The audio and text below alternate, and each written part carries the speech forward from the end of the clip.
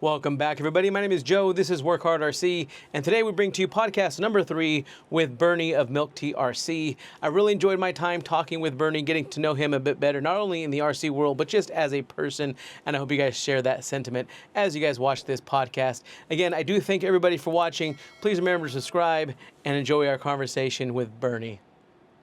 Okay, now my red light's on. Hell yeah. And we're recording. So now we're officially back on my podcast number 3, Work Hard RC. Had a little bit of technical difficulties that first time. But like I said just a little bit ago, when I first started following you on Instagram, what really attracted me to your page was just your colors, your style.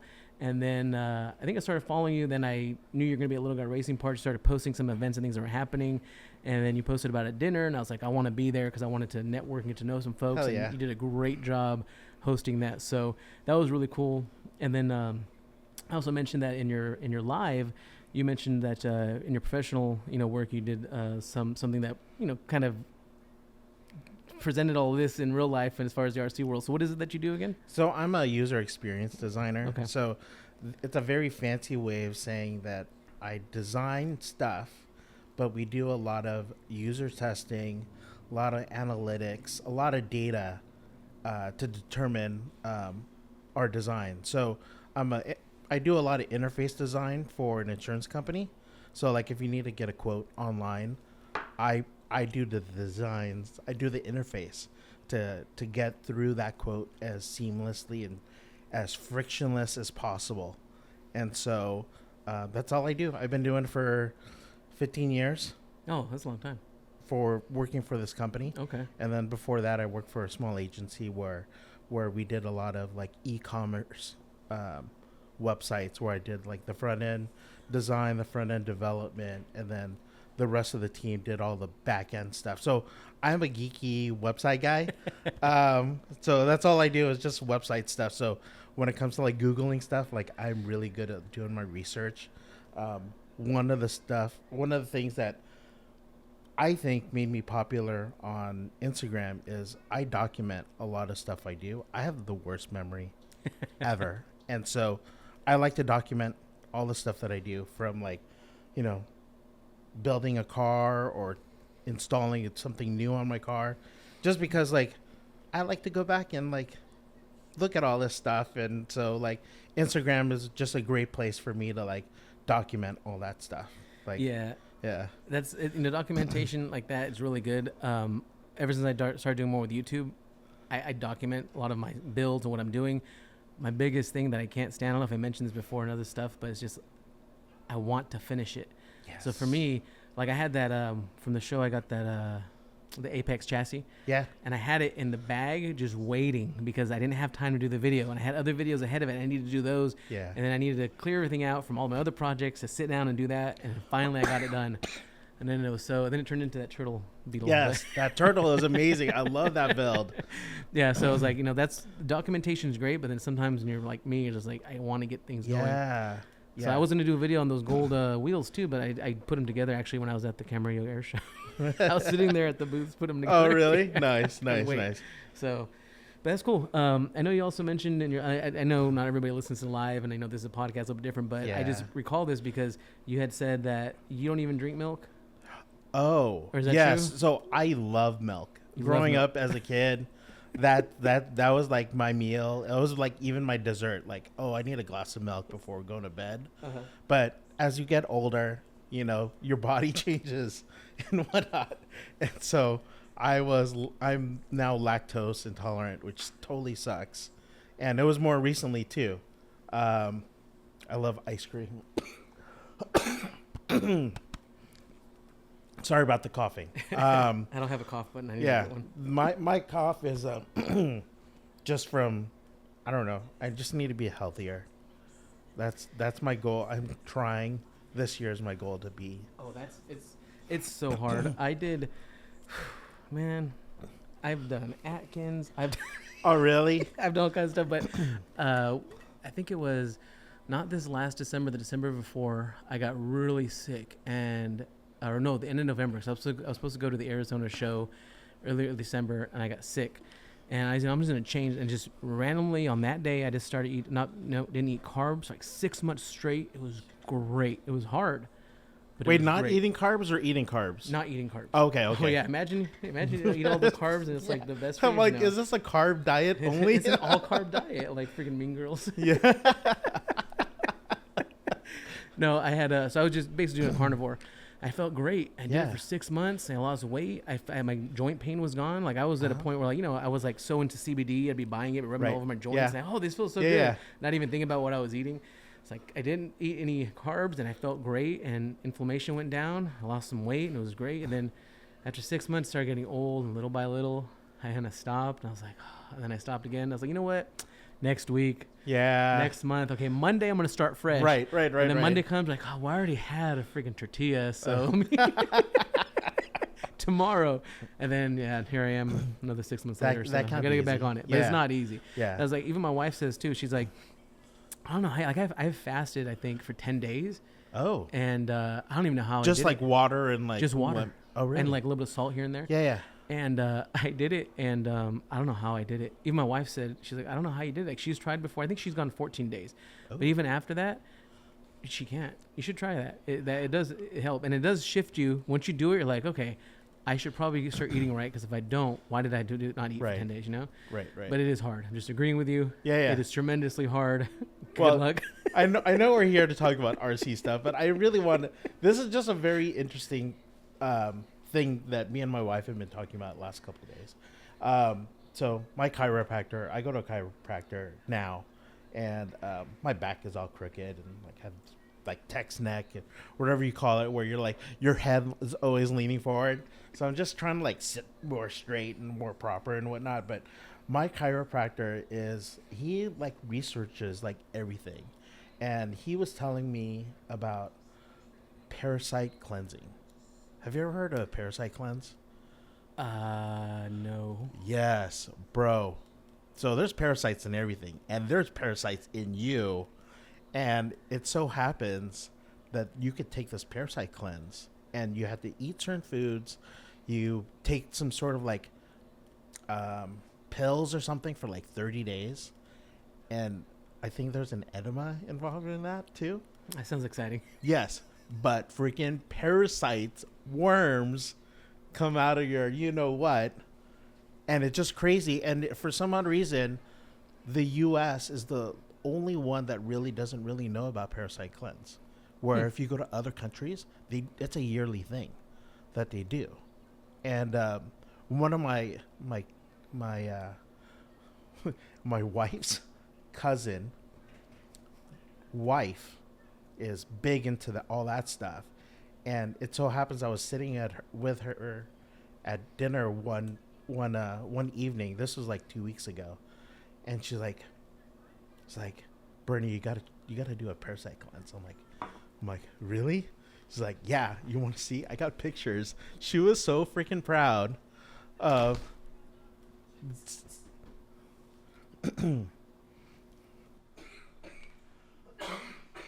You're still good. Oh, okay. Don't mind me.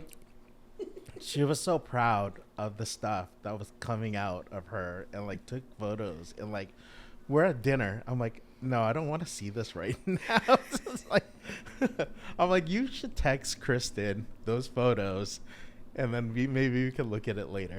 I've seen those photos, I've Oh, seen you actually seen it? Yeah, I've seen this bear in the forest with a tapeworm coming out, and he's just running and is falling. Oh, right? That kind of parasite? yeah. It's like, are you kidding me? I mean, do you want that stuff living in you? Hell no. No, but I mean, yeah, no, I get the whole gut biome stuff, and then Yeah. I was drinking. It was kind of disgusting. What is it, like the kombucha something or another? I don't know. It's like really fizzy type of nasty drink. Yeah. Supposed to like do something good for you. I don't know. I liked it for a bit, then it just was too gassy. Yeah. But Yeah. good No, luck I with haven't that. tried kombucha. Let me know how that goes. Yeah, I'll let you know. It's like 10-day thing. So me and my wife are gonna do it together. You know, I think we talked about like doing it for like our anniversary. You know, just like take some time off and just like get super intimate. Man, they don't have it in the U.S. So what kind of black market are you gonna get that from? Yeah. No, you can get it at Walgreens Oh, or Amazon or whatever. Yeah, we're just like, all right. And then my chiropractor is a crack up. Then he started talking about protein spike cleanses. Okay. And so, he's obviously in the medical industry, but he's a chiropractor. But he's all about medicalness. super medicalness. And so, like he was telling me, like, during the pandemic, he was all his clients not to take the shot, the booster shot or the vaccine. And I'm like, he's like, yeah, I didn't take the vaccine, and like only 8 of my clients took the vaccine, but all the other ones didn't, and they were still open during the whole pandemic, the entire time. Sorry. And he's never had COVID ever in his entire. So he's like, I don't know. He got super. I won't say he got super deep, but the reason why I brought up the protein spike is the way they deliver the vaccine through the shot is through a protein. They take a dead cell from the COVID like virus, and they pack it in a protein, and then they inject you into your arm that protein, and then there's some sort of like spike that basically delivers or opens up that protein into your system, and then your body is supposed to recognize it, and then there's a, I don't know, they realize it's a foreign object, and then they are now familiar with this foreign object, and they know how to combat it. Yeah. So, like when you hear like, oh, I'm getting a flu shot, or injecting you part of the flu, that's technically what it is. It's like a dead flu like cell that they inject into your system. But this protein spike, I guess there's no expiration of when that thing stops like releasing. So it just keeps on going and releasing. And my chiropractor, all people, it's like, yeah, it does it, and it does it so much that people are having respiratory issues and like all this other stuff. And I think that's why I started coughing, is because I have respiratory issues after my, after the whole thing. Like, I've never had this problem before. And then now, I took COVID tests. I went to the doctors. Nothing wrong with me. But for some odd reason, I don't know if it's like what I'm eating, but like I have this random cough that literally will not go away. And so like I'll do like meetings. I like when I work, a lot of my work is a bunch of meetings. And so like I'm trying to present, and they'll wait for me like minutes as I freaking cough my lungs out, So. And it sure definitely affects your ability to go up rocks and climb up mountains. I went to what was it, the Flanagan? Was it Flanagan? Oh, yeah. We went there, and my daughter is going. My wife's like, how are you guys going up there? It's like, because she has this adrenaline. She wants to keep going higher and higher. And then afterwards, she's like, and I'm like, oh, my God, what did we do? So not being able to breathe also affects your crawling. Yeah. Oh, my God. It was funny. Me and my friend David, we went to Flanagan this morning. Okay. It was a lot of fun. That place is legit. Yeah. Just real quick, I just looked up online. I'm going to post this too. Yeah. But I looked up that parasite thing, and look, it does look like a tapeworm, doesn't it? Yes. Oh, my God. Okay, go ahead. So you guys went to I'll let you know when I do the parasite cleanse and the protein spike cleanse. Jesus. Yeah. My chiropractor. He was a crack up, I swear to God. But yeah. I wish we had a place like that in Bakersfield to go. Those rocks are legit. Yeah. I want to go back there. You might see me one day when I go out to that area, and I'm gonna just be there by myself. Is there a lot of people that go there all the time? Where, Flanagan? Yeah. Oh yeah, they go like once every Sunday. Oh, okay. Yeah, every Sunday people go out, and then the VC, Ventura County RC crawlers, they go out there like once a month, like an official one. So there's like a good 20, 30 people sometimes, but like 10 scale. Yeah. 10 scale, some 6 scale, never 24.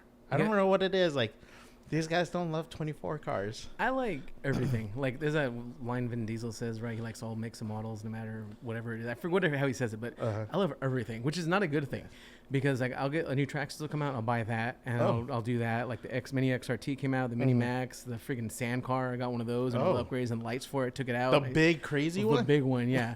Now I'm sitting right now waiting for more lights to be installed, and I haven't done that because I need to do a video. Yeah, so I'm sitting there, but then. Yeah, I started doing more with the 124 scale, and I just been addicted to it like nonstop. And then after going to that, well, no, it wasn't that. It was what did I do last? The crawlers and coffee. My daughter went because we had an event, and it just so happened that was going to happen during the event when I was in I was in Ontario. Yeah, like, that's just right next door. Yeah, it's on Fontana. Yeah. So we went there, and afterwards, my daughter's like, "I want a big car. I want a big one." She wanted one like yours, freaking 1.6. Yeah, and I'm like, "Girl, bro, that's kind of expensive." But so then she doesn't officially know she's here in the back, but I got her the H10 optic. Oh, sick. And then I'm getting myself one too, but I got her the Fast and the Furious. The livery. Yeah. Yes. How did you? So isn't there mystery ones, or you found like a? I don't know. I know there's a mystery that you get in the kit. Yeah. I bought the car, the Sparkle car. Oh, and then you bought the panel separately. Yeah. Oh, okay. Yeah. So I don't know if it's available now. You can buy separately, but my guy, had it, and he's like, "Oh, this is whatever it was," and I bought that. So it's on there. It's legit. So she's ready to go to what is it, Proline by the Fire? She's like amped up. And my 110, I have a RC 4-wheel drive Scottsdale, and that's cool and all, but it's not a performer. That, and then it's gonna fall down and feel bad. That hard body got all messed up and scratched. And you probably got a good paint job on that too. It's all stock red. My favorite color is red, so I just kept it red, and it just nice. Yeah, nice.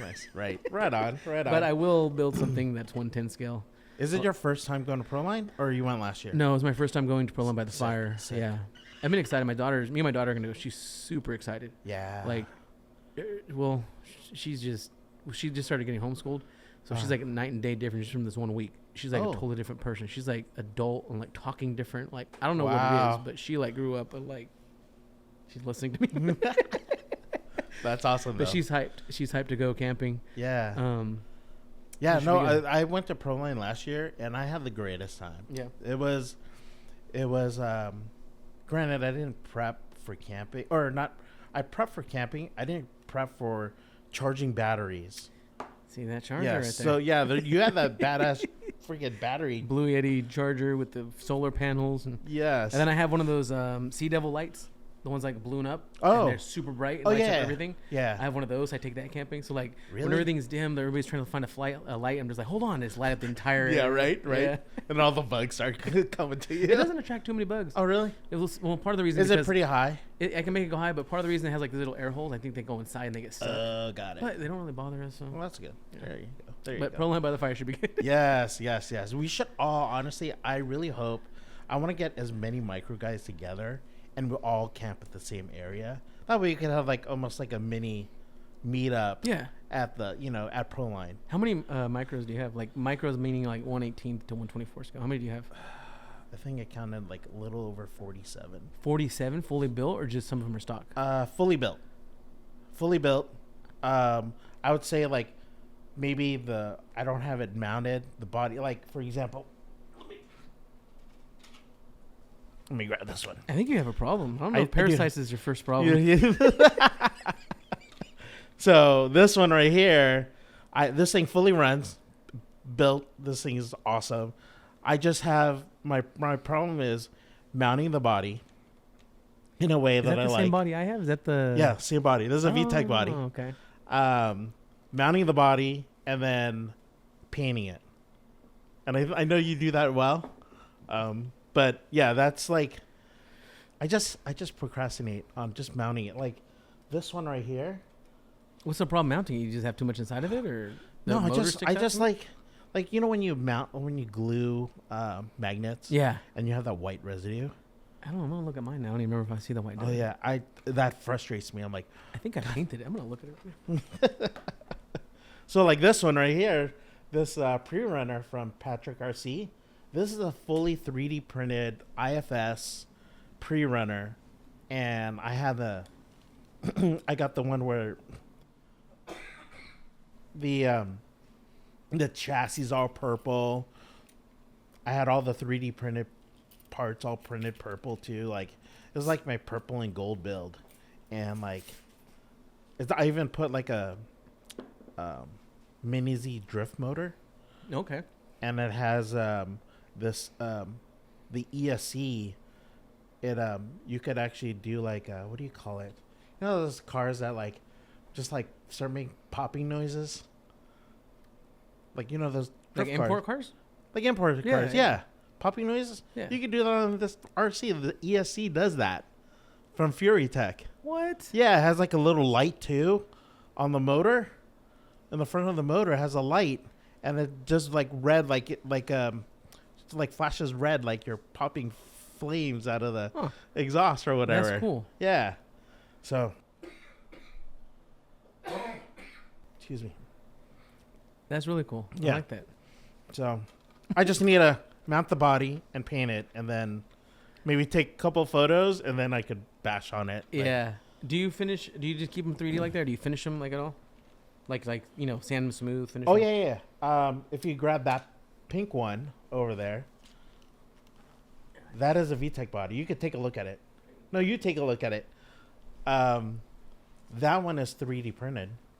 I actually won that in Steven and Mark's what is it? Micro Mondays. Mm-hmm.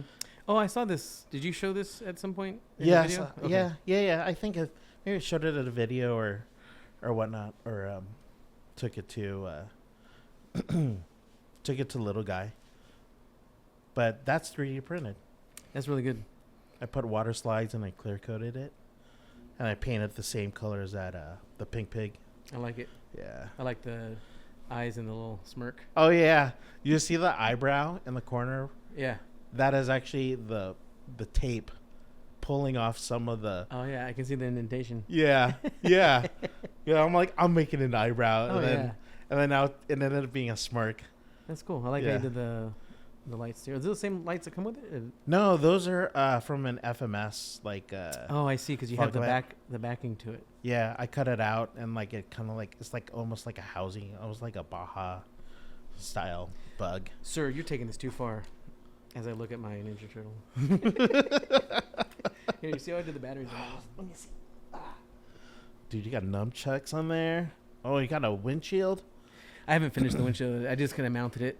I still got to do the interior. I was sourcing some like good clay because I'm gonna like make a little pizza and all the little stuff with my daughter. And Oh, paint sick. it out of clay. Yeah, I was gonna do 3D printing, but I figure clay might be a little more realistic and more fun, not so much finishing and yeah. stuff. It'll be more organic. Yeah. Nice. But if you open it, you can see my batteries. What I did around not the batteries, the magnets. Oh, I can open it. Yeah, as far as it goes. Okay. You Because- just have to cut the back of Yeah, the I need rail. to trim it a little bit more. But you can see the magnets on the bottom. I mean, sorry, Yeah. on the body itself. I painted Oh. around it. So Yeah. I did a little artwork. A little Michelangelo. Hell yeah. Got the wheels. I love the detail you did on the axles with the. Oh, they're already coming off. Yeah. Well, I knew it was gonna scrape. That's why, like, my friend Tony told me, he's like, "Oh, these are gonna scrape. Why are you painting?" I'm like, "Well, the thing is, they're gonna scrape regardless, Yeah. and you're gonna have scrape, whether they're black, whatever color." I Right, was like, right. "Well, luckily for my paint job, I'll just fill it in with black. It looks like the cartoon, and then I can keep going." Yeah. That works out. So That's awesome. that's why you see it's been touched up with the black, but it looks like it's part of it. So Okay, I thought you did like the whole like cartoony, like magna. kind of, yeah. I did like a Yeah. mixture. I've done a full on, yeah. I think it's Magna or something like that. Yeah, but I've done a full on one like that. That one I did kind of a mixture of like the paint fading with that style. And, Yeah, yeah. I like it. And the shell came out pretty good, I think. It came out immediately. I love it. And then I want to put a one of the like exhaust pipes out of it at the back. Oh, when like a Bozozuku? Yeah, and then when you Yes. mentioned that the Fury Tech mod with the light and stuff, I was like, man, if I can Yeah. have the light and just have it like, that'd be legit. That'd be awesome. Hell yeah. I love it. So sick. Yeah, I saw you painted your skid. Yeah. I'm like, oh yeah, that's gonna be scraped up Oh, really yeah. fast. Yep. Yeah. Oh, what car did? Oh, I sold that car. I had this. I had a Mias MB24. It's like a Bronco. Yeah, my daughter has one of those. Yeah. So I took it all apart. I painted the axles. I painted everything like this dark blue. Like, if you put it against the light, you could tell that it's painted, but like it's like dark. It's dark enough where it looks black, but I painted everything. Like, painted the body. The body is like super like smooth. It was like it matched like that bug, but like everything was so detailed. And you know what I did with it? I put it on the shelf. I'm like, because I didn't want to scratch it. I put so much. I put like 60 to 80 hours on it. Oh, I don't keep track of that. Yeah, yeah, crazy. Yes, that bug, that pink pig bug. Yeah, that one was over 100 because I kept on messing up the paint on it. Like I freaking primered it and like probably like 20 times because I kept on sanding and priming until that's why it's so glossy right now. That's why, like, for me, I like to do my bodies, and I've only done. Have I done one other paint job?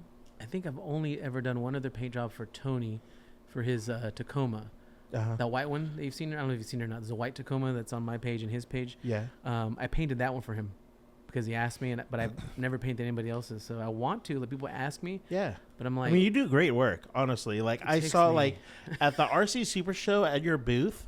I was impressed with all the cars on display. Oh, me too. I was just like, man, I need to step up my game. Then I made that. Wait, that's not yours? The cars that was at your booth? No, the ones in the middle table, those are all mine. Okay. Yeah, but the ones that are competing on the side and side, those weren't mine. Those are for this the. But it was in your booth? Well, yeah, because I was hosting it. Oh, but the ones that were in the middle table, those are mine. So like the Mia's like Ripper to like the iced tea, the green tea. Yeah, those are mine. Okay. Oh, I thought they were all yours. Oh no, I wish. Like, no, then I'd have more than you. Yeah. I'm like, damn, this guy fucking works, dude. No.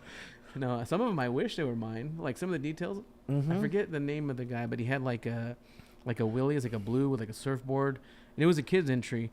They had a little hamburger on the dashboard with foil paper and like all this detail, and that's when I was just like, my wife was too. She looked at me, she's like, yours are good. She's like, but these are better. And I was like, yeah, I need to step up my game. Get crazy. Like the details. There's a Not Your Mom's Dollhouse is the Instagram. Okay. And there's like inappropriate adult like miniature like magazines and like 3D printed like unmentionables. I have a 3D printed figurine that goes on top of my C10, the 110 scale, the red cat, and she sits on the hood.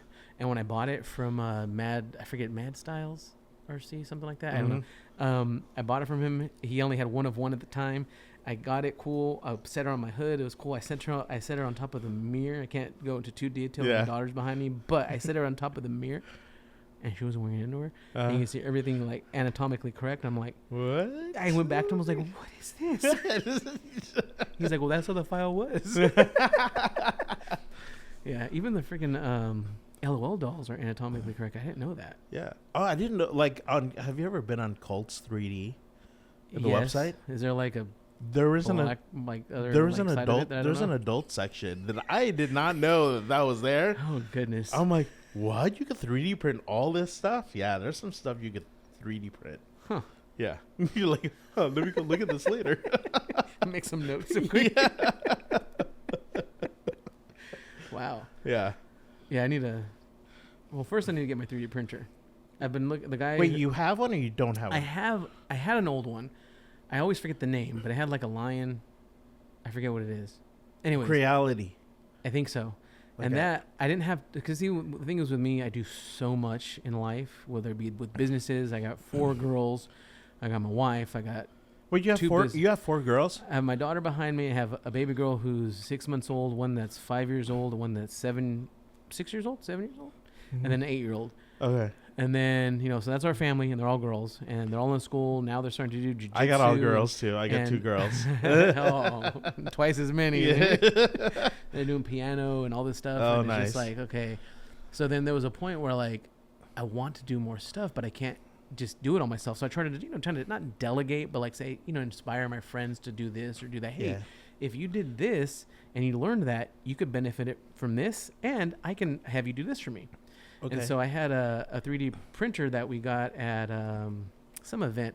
So like homeschool, my daughter's homeschool now. At the end of the year, they do this thing where they like sell off some of their things that they rent out to homeschoolers like for the year, and one of them was a 3D printer, and I got it for like super cheap. It was like $40 or something, but it was all there. Everything was there, but it sat forever. And I didn't invest the time because I was already doing so much, right? You only have so much bandwidth to like mess with it. Right. So I told Tony, you should learn 3D printing, and so I gave it to him to use, and he printed some stuff, but then never really went anywhere. Yeah. So I was like, you know what? I'm gonna just talk to some people that I know, and the guy at our local shop who prints stuff for me now, he uses that bamboo. I think that's what you mentioned.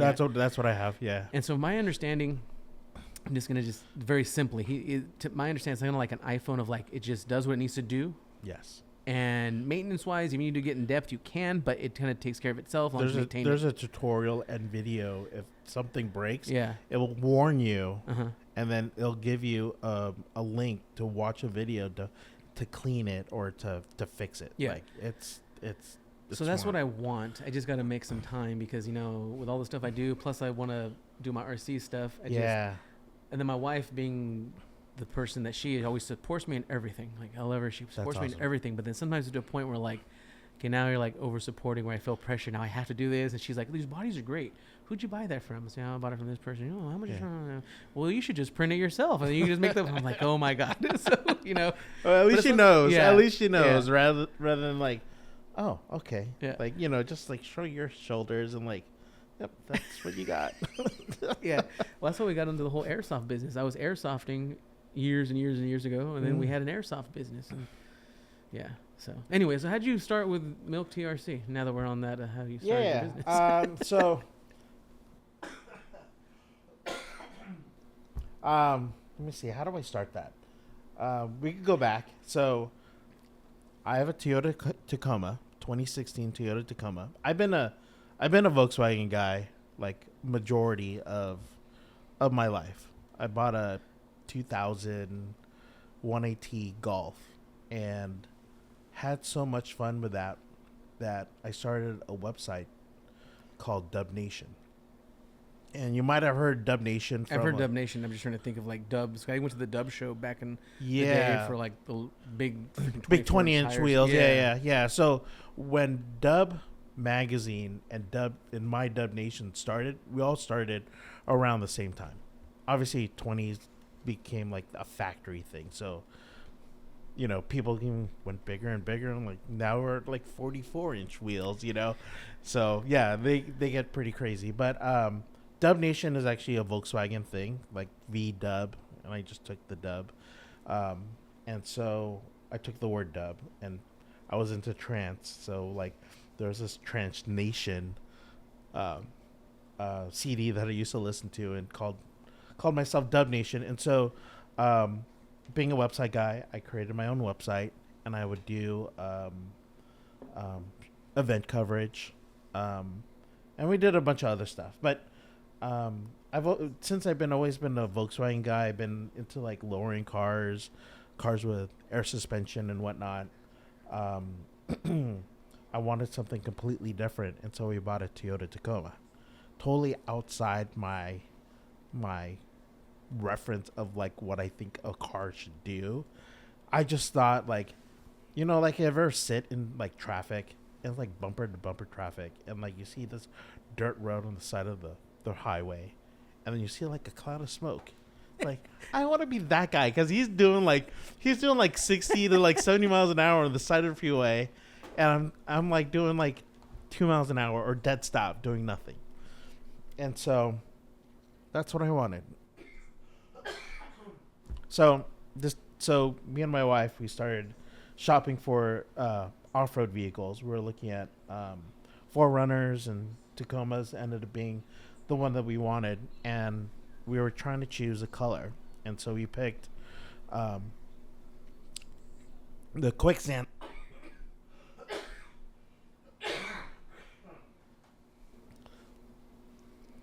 I hope you could cut out all of this. Oh, I'll try. Yeah. It's just gonna be like, and then it's gonna be like me bleeping out everything. Yeah, right. Oh my God, he was angry in that. Yeah. He just kept cussing. Oh shit. Yeah. What you looking for? Oh, just trying to. I don't think my camera's charging. Just trying to see if I can figure out why. It's not. This one. It's not off or anything. If my camera turns off, it's all good. But Okay. I wouldn't worry about it. I'll just change the battery out. Yeah, so you got your color. Yeah, so the color that we got was a quicksand color, and so, we personalize our license plates. Like all our vehicles have a personalized plate on it, and no, my freaking eyeglasses are all blurry because my head's all getting all hot. It's like 62 degrees in here. Yeah, I know, right? It's freezing in here, I but told you. my eyes are fucking. My glasses are getting all fogged up. So this quicksand Tacoma that we got, we're trying to find a personalized plate, and so we couldn't figure out anything. I wanted to do not a dub, and apparently the DMV did not like the word not a, so NOTA, and then whatever word, like they just don't allow it. I'm like, there's a bunch, like, put that reasoning on the DMV form. I have tons of Volkswagens, but one of them is not a Volkswagen. Yeah. And that's the Tacoma. And so, yeah, no, they didn't want that. And so, one day, me and my family like to go to random places they have to go eat and whatnot. And I had a milk tea boba, and I walk up next to the truck as we're like walking, coming back from the boba place.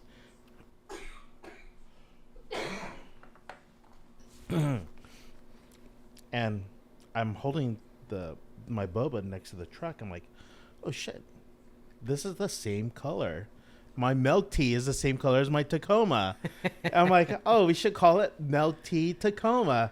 And we're like, oh, that's too long for the license plate. Like, we should shorten it. So my oldest daughter's like, oh, let's call it Milk Tea Coma. Like, just, blend the two words together. I'm like, oh, sweet.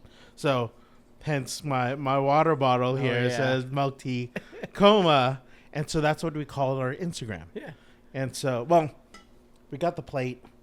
And then I'm like, oh, I should, start documenting my stuff and create an Instagram account and start, And this is like when the third gen Tacoma just came out, and people were trying to figure out like what to do and how to mod their Tacoma. And so my Instagram blew up because of it. I mean, obviously we would do like, there was a group of us that did a bunch of trips. So like I've gone to like Colorado, I've been to the Pacific Northwest, and like we would travel. Like in your truck, like overland? Yeah, type we stuff? would do like crazy overland stuff.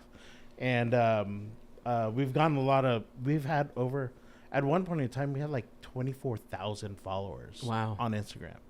And so from your Milk Tacoma or from Milk Tacoma. Okay. And like our Tacoma is actually sponsored by Toyota. It's sponsored by a bunch of companies like Toyo Tires, 1552, Borla Exhaust.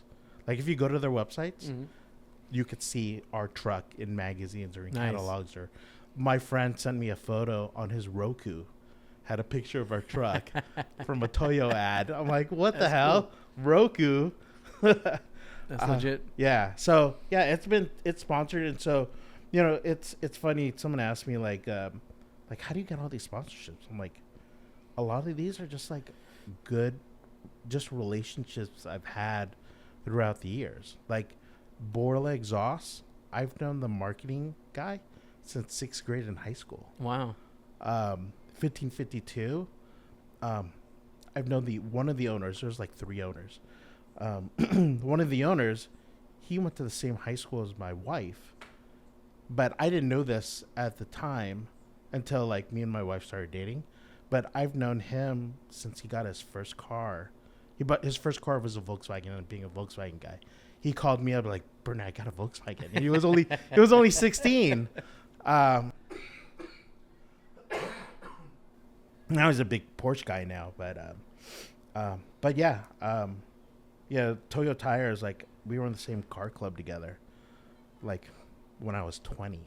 So yeah, it's just crazy. Like it's crazy, like the relationships you build now and that you keep. And like, I mean, you don't have to like call them every day, but like, you be genuine, you be yourself, and don't burn bridges.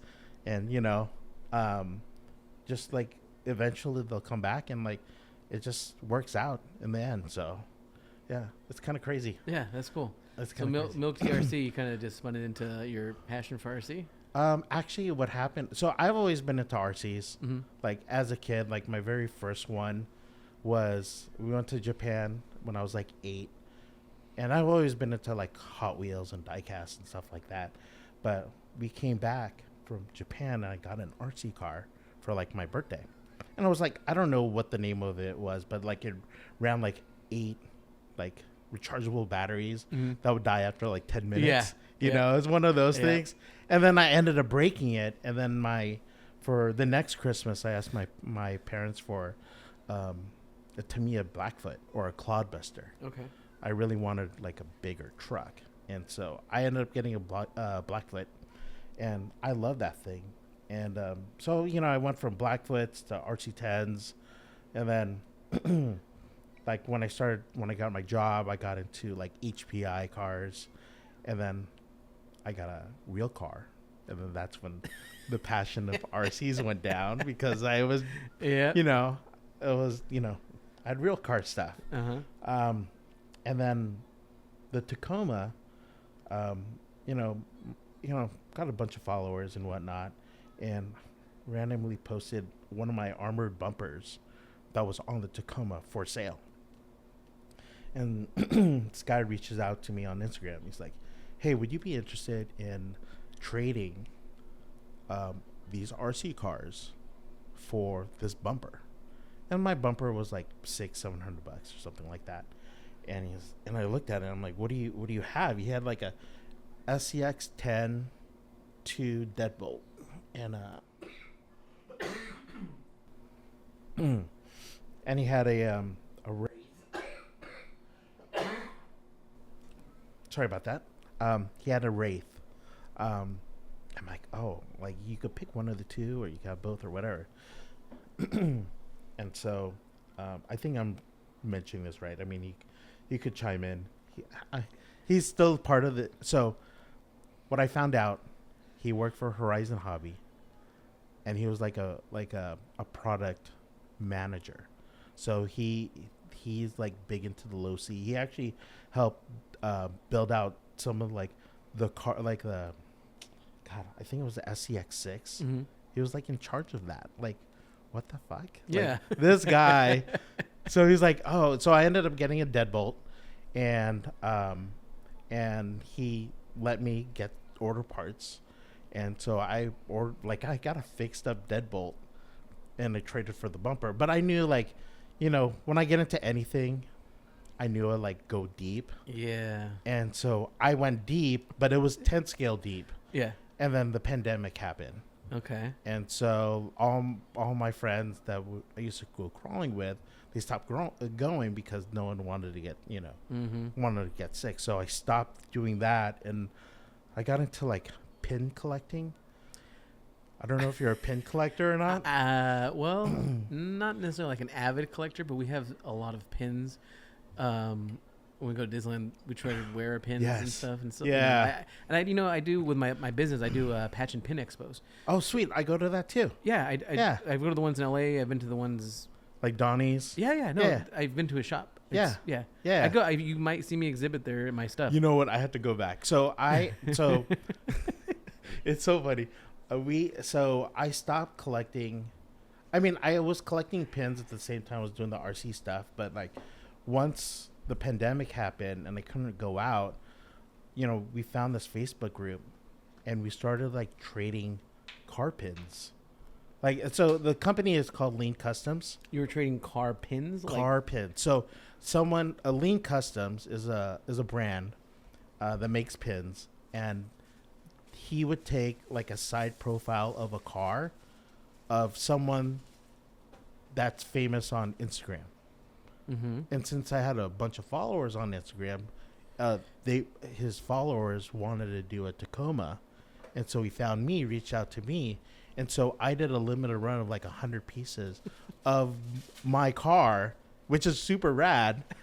And so like, yeah, we like sold it like Overland Expo and like all my friends and whatnot, and like it was really cool. And like we would trade. Like there's other people with car pins too, from the same company, Lean Customs, and we would trade. And so during the pandemic, instead of trading in person, I did everything on Facebook and Instagram, and like got super addictive. Super addictive. I've seen some of the craziness with pins. I've Yeah. been to the expos. Yes. It's serious. Yes. Yeah. So like these pins, oh my God, it got so crazy. Like I was like doing like maybe like 5 to like 10 trades a day.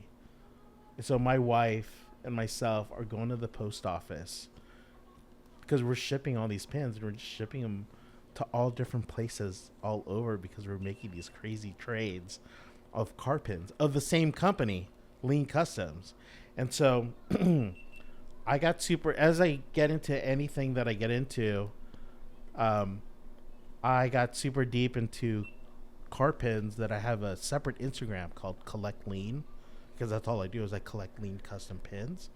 And so I don't know if you want to look it up. I was just gonna look it up. He probably has many Instagram as I do. Yeah, if you want to look it up. So I have so many pins. My goal was to collect every pin that Lean Customs made, and I was almost to like catching all of them except for 88 one. Like 88 pins was the only ones I could not get. And these are like limited edition to like 25 pieces or 5 pieces or 10 pieces. Okay, hold on. So what is it? Lean. What is your? Collect Lean. I have 2 questions. Collect Lean. Leen. L. 2 E's. Collect Lean. I see. Yeah. There it is. So my next question is, Mhm. what's your level on Pokemon Go? Oh, I'd never played it. What? You being the collector that you are? You don't collect Pokemon? It's so weird. It's so like when people are really into something, Oh, yeah. I am not into it. It's weird. I'm into it because I think it's cool. Yeah. And I like it because it no one else thinks it's cool. But only me. Yeah. So like, and then I try to make it cool for everyone else.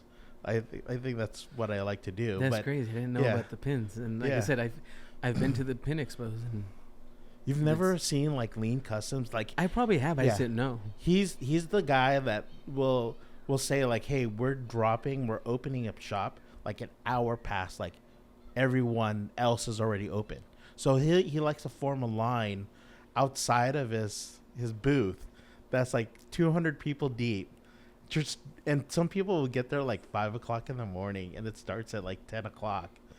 And like he just likes to have that like one photo op of like this line of people out of his booth. I think I have seen his stuff at Subi Fest. Yes, he's at CB Fest. Because I He's at had SEMA. a 2005 STI, and I had a Bug Eye, no 3 Bug Eye. Yeah.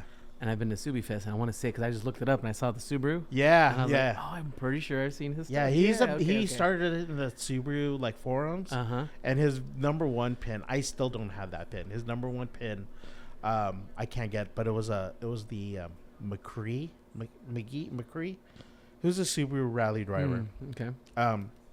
He made a replica of that, and then he also did an RWB Porsche that I don't think I have that one, but those 2 pins probably go for. When I was deep into the scene, it was probably like maybe $3 or $4 grand Wow. for a pin. It's like, what the hell? And you know, right now you could buy that Subaru pin that you're just looking at for like $20-25. He's now he's going more legit. Before he would just like make a slightly variant of like a Subaru, but now he's fully licensed with Subaru, Toyota, Chevy, like all these companies now. So yeah, so I have over 4,000 pins. I don't know if that's a high number or if that's just maybe you're a novice and I just don't know. I would just tell you, they're $25 each. You do the math, my friend. And not all of them are bought man. retail. They were either traded or you could buy at whatever price they were. I traded I got 10 pins, just 10, and I traded a freaking rooftop tent. Yeah, rooftop tent, an awning, a table, a fucking hitch thing. Yeah, like he got like $3,600 worth of parts. Wow, I got 10 pins. it's good trade on his part. Yeah. And these pins cost lean customs like probably like 45 cents to like $1. Yeah. Oh man. But I was deep. Like I'm like, I need to collect them all. I need them all. So like, yeah, I have these jersey size shadow boxes. I have 6 of them, and they're filled with pins. They're like $200 or 200 different pins on each shadow box, and they're all different cars from like famous like celebrities or from like Instagram influencers and stuff like that. But yeah, I got really deep, and then after the pandemic happened and we're all like getting back to normal, started going camping again, hang out with my friends, and one camping trip, they had like they had two like micro crawlers, like I think it was like a give me a second.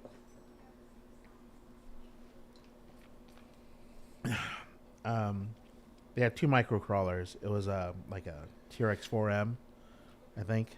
I don't know. It's been a while, but like I had a Kyosho Mini Z off-road Jimmy Z, Jimny.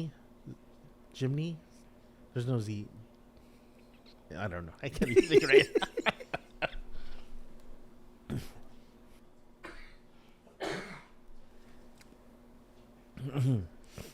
I know my Kyosho did not perform well, but these 4Ms did great, and they were climbing over everything and at the campsite. I'm like, oh, this is pretty cool. I'm like, I should get my Mini Z back up running. And then so I looked into it. I'm like, oh, Fury Tech made like a brushless motor for this, and like it had brass and all this, and so I fixed up my Mini Z, and I drove it. I'm like, yeah, this thing still sucks. The servo was bad. I broke the servo and all this stuff, and so then I got, and then I got. One second.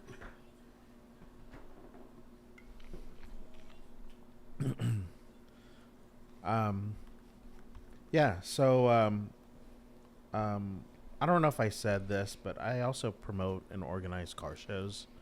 I don't know if you said it on the podcast. I think you told me. But yeah. So like I do I've been promoting and organizing car shows for like 15, 20 years. And mainly Volkswagen, because I'm a Volkswagen guy. And so we did European Car Show, which is at the Peterson Museum. Did that for almost 10 years. And then we would do like a big bear event. And I called it was like the whole time when people were doing like this Occupy this and Occupy that. We did one called Occupy Big Bear. Mm-hmm. And so it's like and this is kind of like going back to like us having dinner and stuff like with the RC stuff. So my Occupy Big Bear event, I know I'm totally changing subjects, but no, you're good. Occupy Big Bear is where it's a 3-day event, and I plan everything for everyone. We would meet up at the base of the mountain, and then we would have like a kind of like a driver's meeting, and like I don't know, you get spiritual, but my buddy Webb always has like a prayer. Everyone have a good time and don't do stupid shit, and kind of the rules of like, hey, we're gonna cruise up. There's like 200 cars that meet up at the base of the mountain, and now we're driving up the like 330, I think, up to Big Bear. And we would drive up the mountain, and then we would stop in one of the like what do you call it?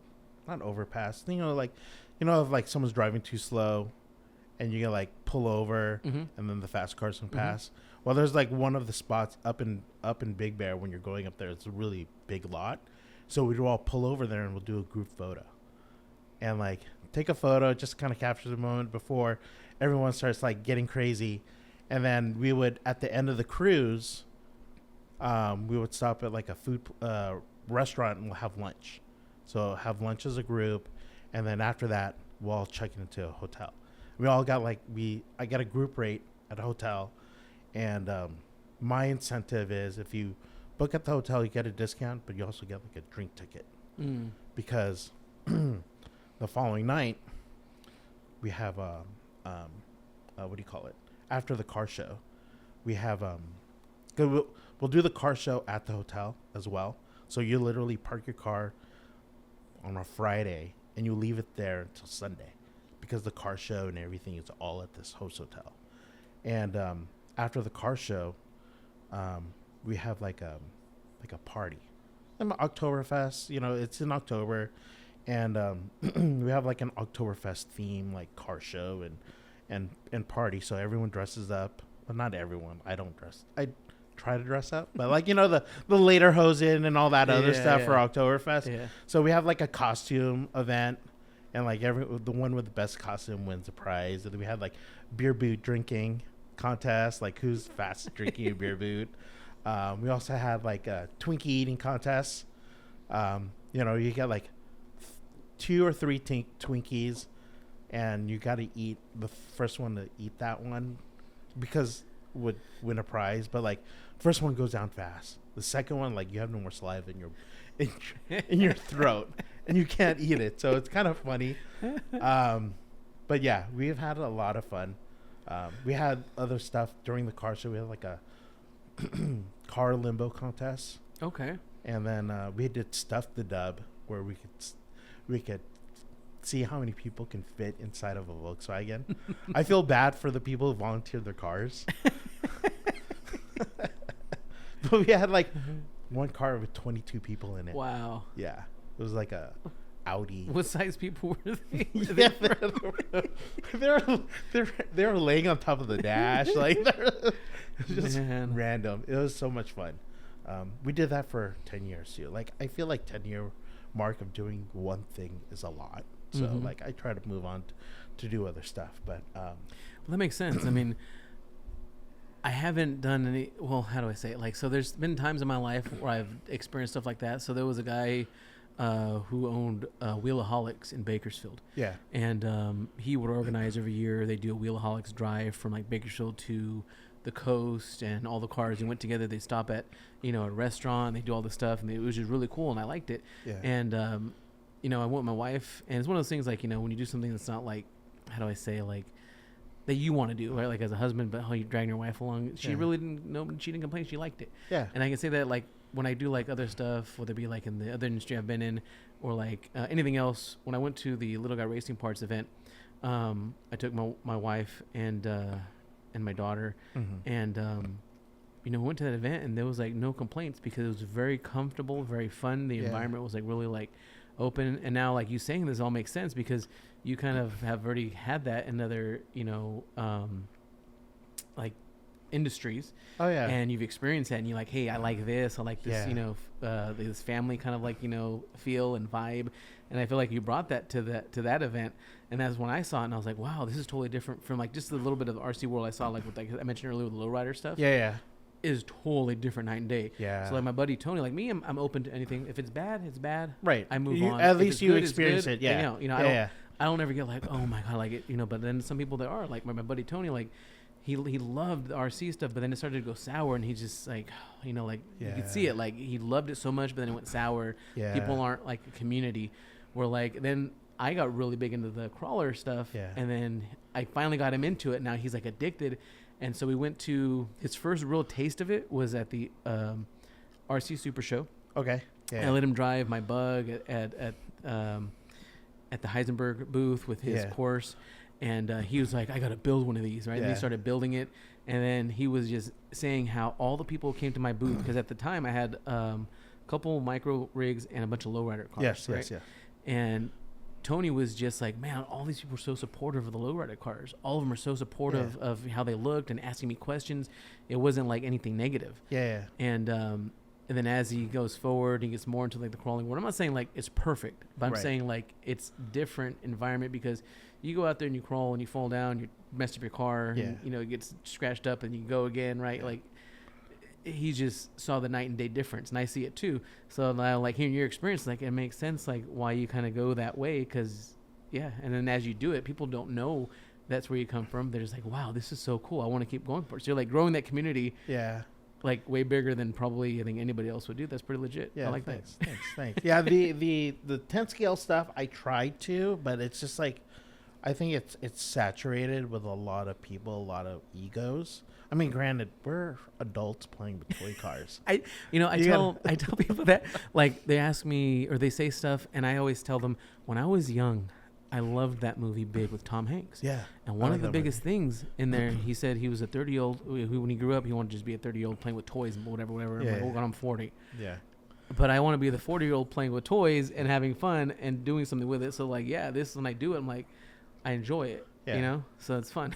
Yeah, it's a lot of fun. I mean, look at me. I'm like 47 cars deep, and Yeah. I got more to build. And then looking at your wheels when you do that live, and all the wheels, and you're like, I collect wheels, and you're like panning over to this other side, and panning over to this other side. I'm like, okay, that's. I don't know if you can see my expression on that. I was just Oh like, no, that's I a lot. missed. I did see it. I was like, man, and then like it makes sense because you have all these pins. And yes, yes. you're like collect wheels, like Yeah. that's cool. I collect random stuff. I collect. You're a wheelaholic. I'm gonna hit my Yeah. friend up. Hey, could I use that name, wheelaholics? I know a real wheelaholic. But it's for My friend started one called Wheel Whores, and yeah, that one got pretty big. But yeah. No, I like wheels. I actually, at one point, being a car guy and Volkswagens, I had a friend that had a job opening at a company called Klaus Edinburgh Corporation, okay. and they were out in Gardena, and they were importer for a lot of German brands like Antera, Azev, Tech Art, and like I got a job there being a salesperson, so I got to see like the inner workings from wheel sales. Like it's cutthroat. Like the wheel scene, they're cutthroat. It's bad. I was only there for like I think 10 months. I'm like, I can't. Well, one, I couldn't do the drive from Moore Park to Gardena. It was 60 miles one way, and it's like traffic. Those 2 hours traffic each way. Like, oh my God, it was bad. It was bad. I remember calling my wife on the way home, like, babe, call a chiropractor or something. Like,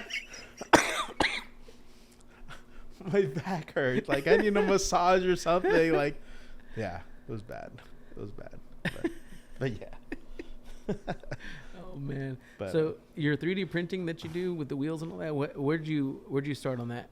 Like, you know what's funny? I did this because how did I start that? I started in April this year. okay, yeah. Very new. Yeah. Very new. So you started right around when you went in Pomona, right? When was that? Was that in April? This year? Yeah. I just started. Yeah, it was this year at the Super Show, right? Yeah. Yeah. Was that in April? Was it? I don't remember. I lose track of time. It might be May. Yeah. So.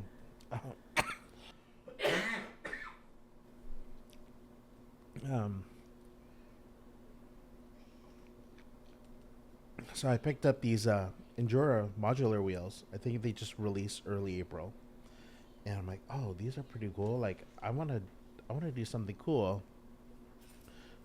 I want to, they come with this little brass face on there.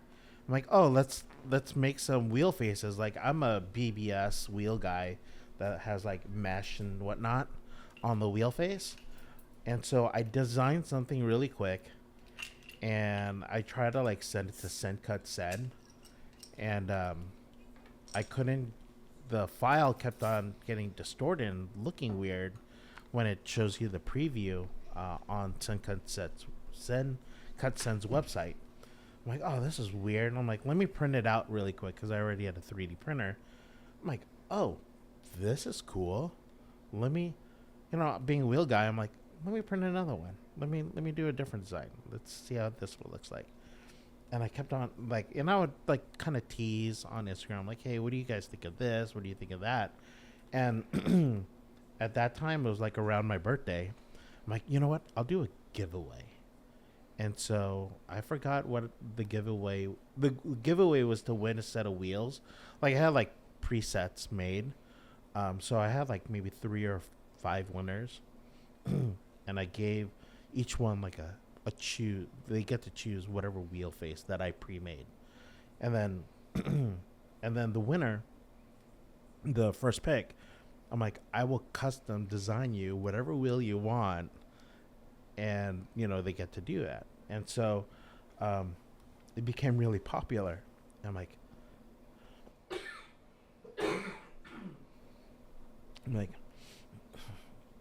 maybe I should do more of these. And so I don't know when I started the Etsy store, but people just started requesting me like, hey, you should do this, you should do that. And I'm like, all right. Like some of them were like super challenging, from like like you're taking a car wheel and like the lug bolts are like really tiny on a real car, but on these crawlers the like bolt spacing are like really wide. Like how do I convert that? And some of them like super easy, some of them really hard. And so I took that as a challenge, and so I started making some. And when I released my Etsy store, I had like 10 sets already like pre-made. And then as time goes on, like I'm like, oh, like someone hits me up like, oh, I need this wheel for this build, can you do this? I'm like, yeah, let me try. At least I could try and see if it works, and if it doesn't, then I'll let them know. But most, like I would say like 80 to 90% of the time, like I'm able to get it to work and make it look somewhat decent. But yeah.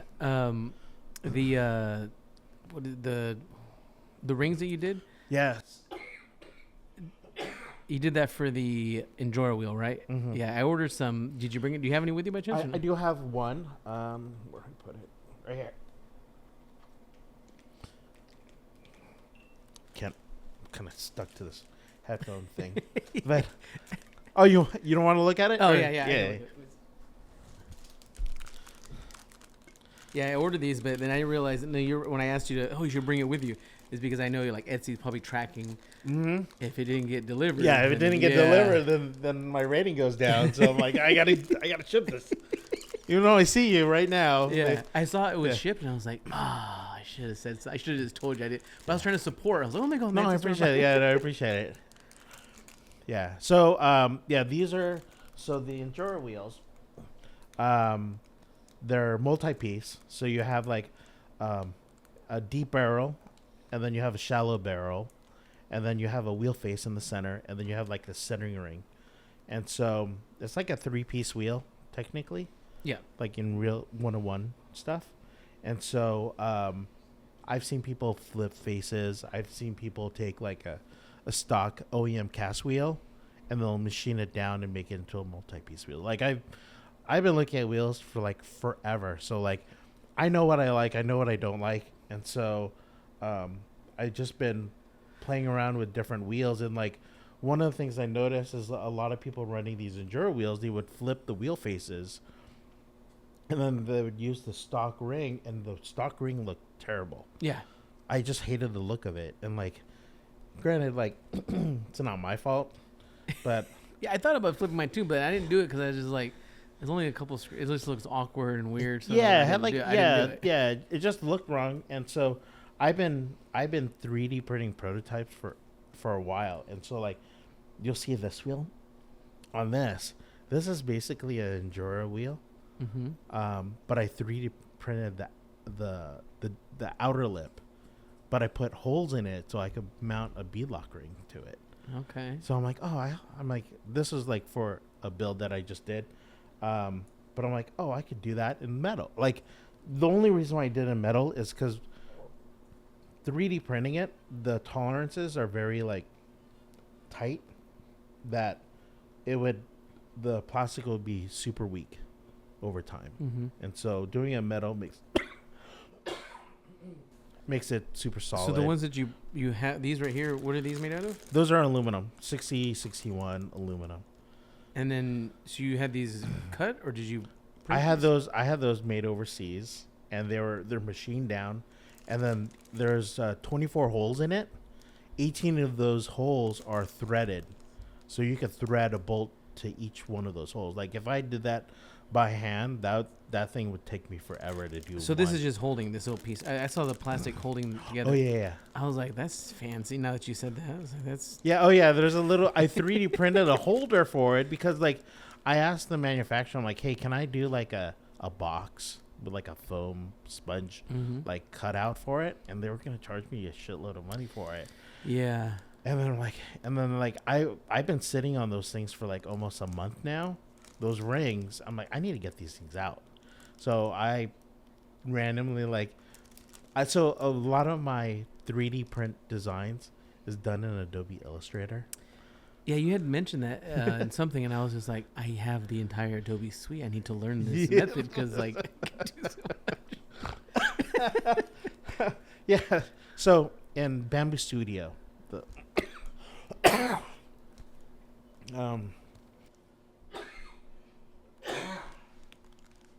in Bamboo Studio, the 3D program or the 3D printer has a slicing tool.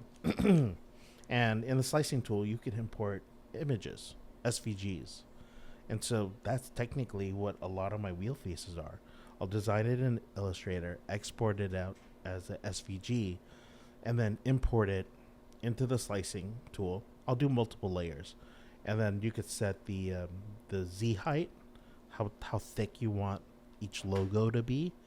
And then I'll just center it and print it out. And I got a wheel face. Wow. Yeah. That's cool. So, I sent you some podcasts I've done in the past. I told you I did the one with Jeffries. I made a comment in that podcast about his packaging, because his is like in a cute little box and it's very like boutique style. Yeah. And then, like I said, like that, I made a comment to him like attention to detail and stuff. He's just like, oh, my wife, this and that. I was like, I saw that. When I asked you, a lot of things went in my head. Okay. I was like, is this 3D printed? And then you was talking about metal, and in my head I was like, did you 3D print the metal? Because I know for a fact when I went to SHOT Show this year, there's companies out there printing metal 3D printing suppressor parts. Yes. And so I'm like, is that what you're doing? No, okay, so the 3D printed part is just it just holds the ring. But that's cool. That's like a good little these little attention. I didn't want to like put it in like a little Ziploc bag and then have all the rings like bang against each other. Well, yeah. And that attention to detail makes all the difference. Yeah. Yeah, I do. So like being a user experience designer, it's a lot of like web-based, internet, mobile app, like everything is screen, like presentation. All the stuff that I do for like all the car shows I've done and the MilkTeaRC, like all the product, like all of that is using, it's all print based. The print is different than digital graphics, right? You got to worry about colors and Pantones and CMYKs and all this other stuff. And so doing the car show stuff, like I would do custom designed shirts for my events, and like we would make posters, and like I've done skateboards, and I've also done some packaging design for a diecast company called Diecast Talk. They actually did a diecast of my Tacoma. Oh, okay. It's a 1/64 scale, fully detailed. It's a metal body, so it's actually a die-cast metal, like a Hot Wheel body. And then there's some resin printed injection molded parts on it, but it's a replica of my Tacoma, from the color to the sticker and like the wheels, everything is, and there's some of it is licensed. So Front Runner, they're here in Agura. I don't know if you heard of Front Runner, but they're a big overland company in South Africa. And so my camper shell is from South Africa. It's what is it called? Smart Cap. Okay, nice. You got a Smart Cap. Yeah, I have a RLD. Okay. It's a different alternative company to Smart Cap, but Smart Cap is modular. Yeah. Which I like. Mine's stainless steel, like 3D bent, but it's like one big hard shell like camper. But it has like a kitchen insert on the side with a drop table and like all this other stuff. The smart cab ones are getting more into that. Yeah. I liked it because they had the Molly on one side. I got the ones without the glass on the side. I waited because I knew that was going to come out, and there was like a big wait, period for it. And there was a place in California that had it, but I wanted it without the glass because like it was so much more secure having the steel on the side and one glass panel on the back, So I got that, and then I haven't bought all the accessories, but there's this one accessory we can have like the rail on the top slide down on the side, like you can just pull it. And I was thinking like, at the time I only had my truck, and I would do shows with the truck. Now I have my sprinter van, but at the time I was thinking that'd be so cool to put my grid wall on there, push it up on there, and then it's easier to load. But now I have my van. I just throw everything in the sprinter van. But right on. Yeah. I want to sprinter, like that's one of my dreams or future goals is once my kids are fully graduated and moved out of the house, I want to get a sprinter van, deck it all out, and then travel for like 2 years. Yeah. And just go all over the place. There's a guy I'm friends with who works for Microtech Knives, and he started towards the end as he was closer to retirement. He had a sprinter van. He started traveling and doing events and stuff, and now he's fully retired and he goes everywhere with that van. It's so nice. You could do so much with that van. You could have internet. You could work out of anything. Anywhere. Even what's his name? Tom Green has a van that he would go out and just sit there out in the wilderness and do stuff and do videos and it's different. Like even when I came out here, me and my daughter, I told her we're gonna camp out. When we go out to our trip. Yeah. She was all excited. Like when we leave, I didn't realize she did this. She packed up sleeping bags. She did all this stuff. I was like, the first night we're just gonna go late at night. We're gonna camp out in Ventura. Nice. And she was so excited. Even when I told her we're gonna do a podcast, she's like, "Oh, so does that mean we're getting a hotel?" I'm like, "My little girl." We could have done a podcast by the beach. I know we could have. That'd been nice. Yeah, I would be campfire and some beers and yeah. We'll do it the next one. Yeah. I'm trying to figure out why this thing keeps turning off over here. I don't know.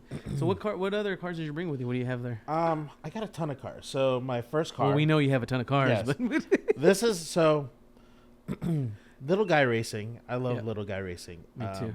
They have their store is literally 10 minutes from my house, and their first office building. I saw them post up in the Ventura County Facebook group, the crawler group. Hey, we just opened up our doors. I'm like, I didn't know who Little Guy was. I just thought it was really cool to have an RC company that's literally 10 minutes from my house. And I'm like, dude, when you guys start making stuff, I'm down to support whatever you do. I didn't know they were into micros. And so after I finished that Mini Z, I'm like, I don't like this thing at all. And I reached out to Little Guy. I'm like, hey, I want to do your full catalog. I want to do a full build at every part that you guys offer. You guys offer a kit or whatever. And no, we're gonna have to piece it together for you. I'm like, all right, let's do it. What can we do? And so they hooked me up. They gave me a discount, and I basically built this thing. And so this started with plastic 3D printed axles, the Super 8s. Now it's full brass. This has this is the most this is almost my most expensive build, but this has every Little Guy racing part on this thing. And then I matched my Tacoma. I see that. With the livery and the paint and the roof rack, the front runner, stuff on the front and whatnot. But yeah, so I like that rack on there. Thanks. Even the wheels. Yeah. Being friends with 1552, I try to I'm like, hey, what do I need to do to get some 1552 wheels made in 1.0? What do I need to do? We just need to get approval. I'm like, all right. So I did the email introduction, and 1552 literally sent them CAD files of all their wheels. I'm like, oh shit. I'm like, is this really happening? And there was it was literally just a conversation, And they want to do 1552, just want to do like collab stuff, but they're excited because the way I presented it is like, if you get kids falling in love with your brand as a kid, when they get older, it's like kind of like that long game. Like, when they get older, they're gonna want these wheels because they grew up with it. So that was like my push to get them to do it. And so now I got like a car with the same wheels, same paint. Like, it looks like my Tacoma. Yeah. So that's funny. I do have some of their wheels. I have 6 of them because I bought a 6x6. What is Fury Tech one? Yes, the Cayman. Yeah. Yeah. And it has their wheels on there. When I have. And so you have an extra 2. Yeah, I have an extra 2. Somebody somewhere broke a set. Yeah. So I brought my first car. I don't know if I know you're a lowrider guy, but this is a big country toy, and I took the body off the toy, and then WT Micro makes a chassis kit for this particular toy. And so I took this chassis kit, and then I basically did a body drop. So suspension still works the same. Even the rear suspension, it all works the same. It's just, it's lowered a lot. And then slammed down there. So and I 3D printed the wheels because I couldn't find low profile tires. So I 3D printed. So it does burnouts pretty easily. That's cool. But it slammed. I like that. I didn't know that was yours. I saw it on display. Yeah. That's cool. Because somebody had made the trailer. Yes. Yeah. Yeah, I got the trailer made. Okay. Yeah. Yeah, I reached out. Can I get some water? Is that cool? We can grab it. Yeah. Thanks. Was I choking here? Thank you. Oh, thanks. Yeah, it's so weird. My favorite number is 3. Your favorite number is 3? My favorite number is 3. And the only reason I bring it up is I wanted a trailer to hold 3 of my cars. And no one had a 3-car trailer. It was like a 2-car, single-car trailer. So I've always wanted a 3-car trailer. And like I'm a big fan of like the wedge one where like the truck is like above the bed type of thing. And so IE Concepts did a trailer for Flub recently. And it's a fifth wheel type of thing. So it's over the bed. And I'm like, hey, can you just extend that out a little bit more where I could put another vehicle in there and possibly like maybe put 2 or 3 cars on it? It's like, yeah, we could do that. I'm like, I have these wheels too. Like, I started like adding shit. Like, I want to have, I have these like WT Micro like deep dish like dually wheels. Can we put those on there? And they're like, oh, you know what? It's for the slammed truck. Like, can you lower the trailer? Like, I started adding more shit.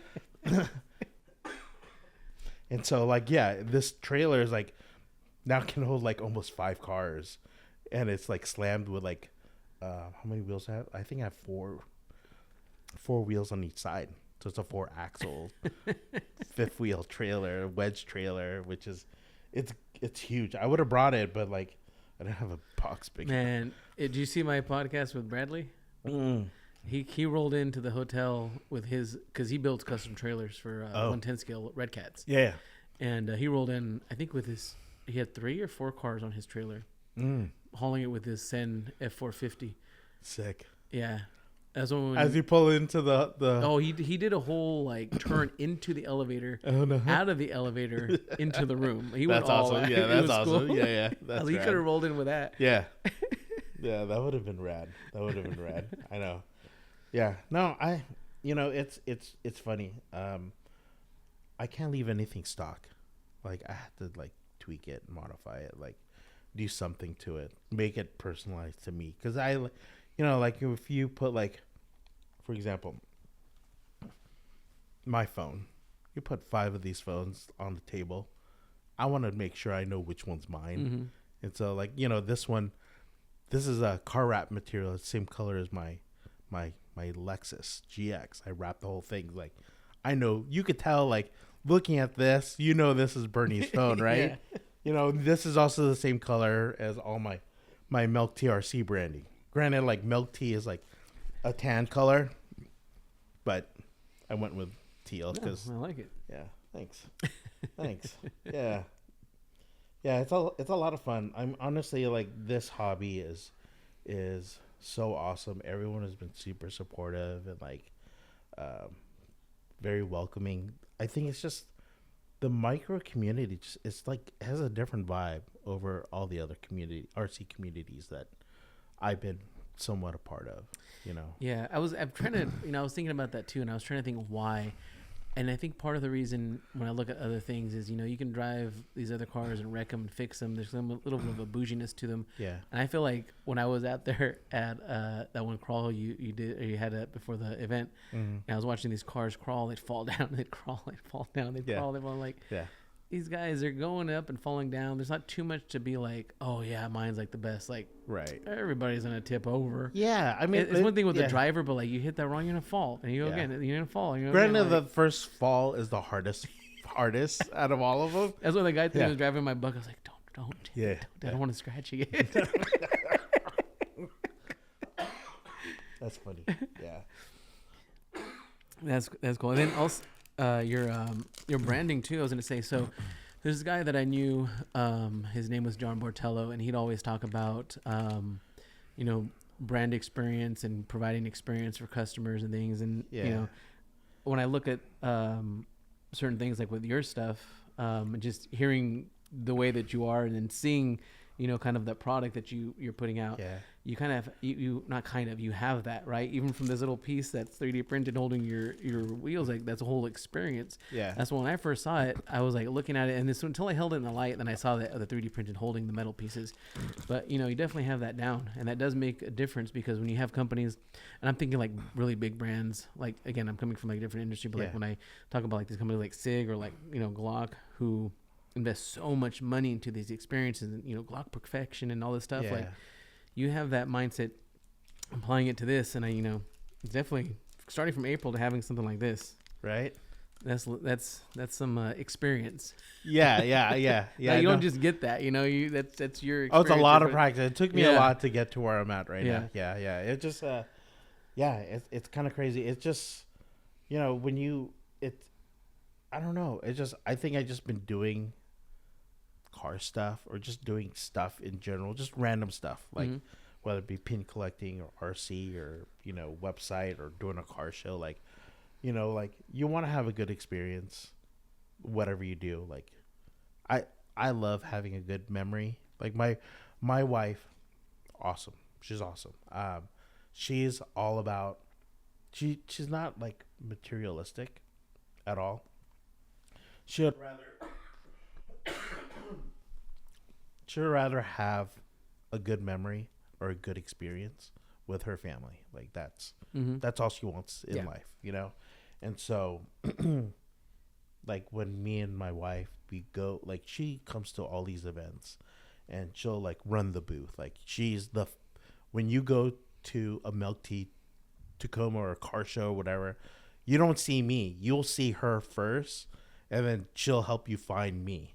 Like, because I'm walking around looking at other stuff or putting out a fire or whatever I need to do. But yeah, I noticed that, because when I went to that event, I was like waiting to catch you at your booth, but whenever I look, you weren't there. Yes. And then you're walking around. I was like, when you go to your booth, and then I went, and you weren't there. And then like at the very end, I was like, well, I'm leaving. So here's here's your shirt. All right. I'll talk to you later. Yeah. I tried to, but then it's one of those things too. Like, I knew that it was gonna be a big undertaking being there, and I just I was hoping to do more media. I just didn't get a chance to. Oh, got it. And then my wife being there was great help, and then we had the baby, and then so she was with the baby. Yeah. But what's good about like you said, your wife and being there and support and all that. Like, my daughter, she's just have this itch of wanting to do RC crawling stuff. And Sick. she's done stuff before. Like she has a 64 Impala Red Cat, and she hops it. She went to the Ventura Hot Rod Nationals last year, and she took it with her. She was putting on a little show. She loved it, but she didn't get that into it. She likes it and she wants to do it, but she goes out there and plays with it. What's she gonna go on the street and just hop the car? Like, it's not too much fun. Well, for her, I mean, is there kids her age doing it as well? Well, there are, but they're trying to get more kids into it. They're not just like there. You got to kind of find them, right? Got it. So like when I started doing the crawling stuff, she got into it, and then she sees me customizing stuff, and she sees me. So then when I first started, I built like a full like Endura build, and I pulled pieces out of that, and I got better pieces and better parts. And then I got that Mia's build. Yeah. She has it in her case. She's asleep right now. Have her get it. That thing's a beast. Like, she's tipped that thing and dropped it and rocked it. Yeah. It's so beat up, but it's still going. Yeah, it still holds strong. Yeah, all those nylon pieces. Yeah. Well, she's got the metal, the metal axles, and she's got like every time I go through something, or like my buddy Tony goes through something, she'll get the parts afterwards. So she's getting like a fully upgraded. Like, now it's just a matter of time till she gets a brushless motor. One of us is gonna give it up, and she'll get it. There you go. But she loves it so much that it came to a point we went to that crawl, and me and my wife had never heard this out of her before because she kept wanting to go higher. Now, part of the reason was because she saw Axel and Adam going up and up in the hill, right? They were going with everybody else, so she wanted to go higher and higher, but she didn't have the right shoes on, and my wife was down with the baby. We were like the only one ever, and I don't know if this is true, who pulled up to a crawl through all of that with a stroller.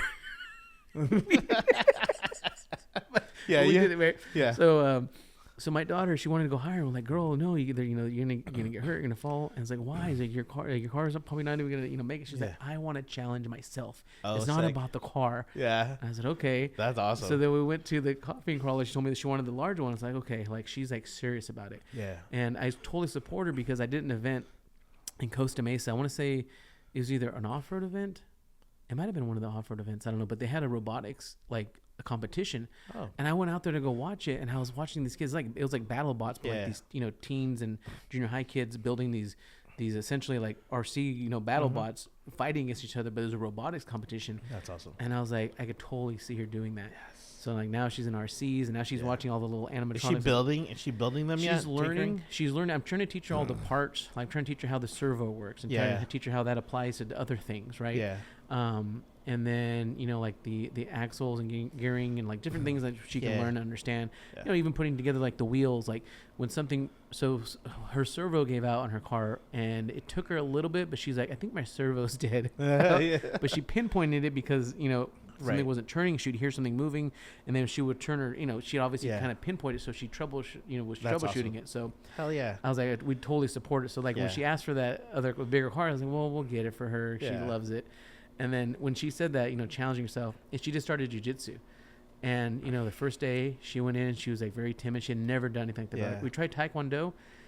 Her being kicked just wasn't for her, right? Yeah. And her kicking somebody wasn't, but her rolling with somebody and doing that, her second time, her confidence level's gone up. And again, in her little mind, she's challenging herself, right? So all of that with the community of like crawling is just, it's something different. So that's awesome. I'm glad she likes it. Because How old is she now? She's 8. 8. Okay. Yeah. So like with her, she's my little partner. Like she wants to go everywhere. Yeah. my youngest was like that. She was like, she went everywhere. Well, both of my kids went everywhere. Like I used to go to like car meets like late at night. Like this 8 p.m. like bedtime, we didn't have that in our household. You were like the guy in the Forester with the in and out with all the kids in the back and car seats eating. Yeah, we were changing diapers in the back of the car, and there's like a amp and subwoofer like in the back. Like there's change diapers, whatever.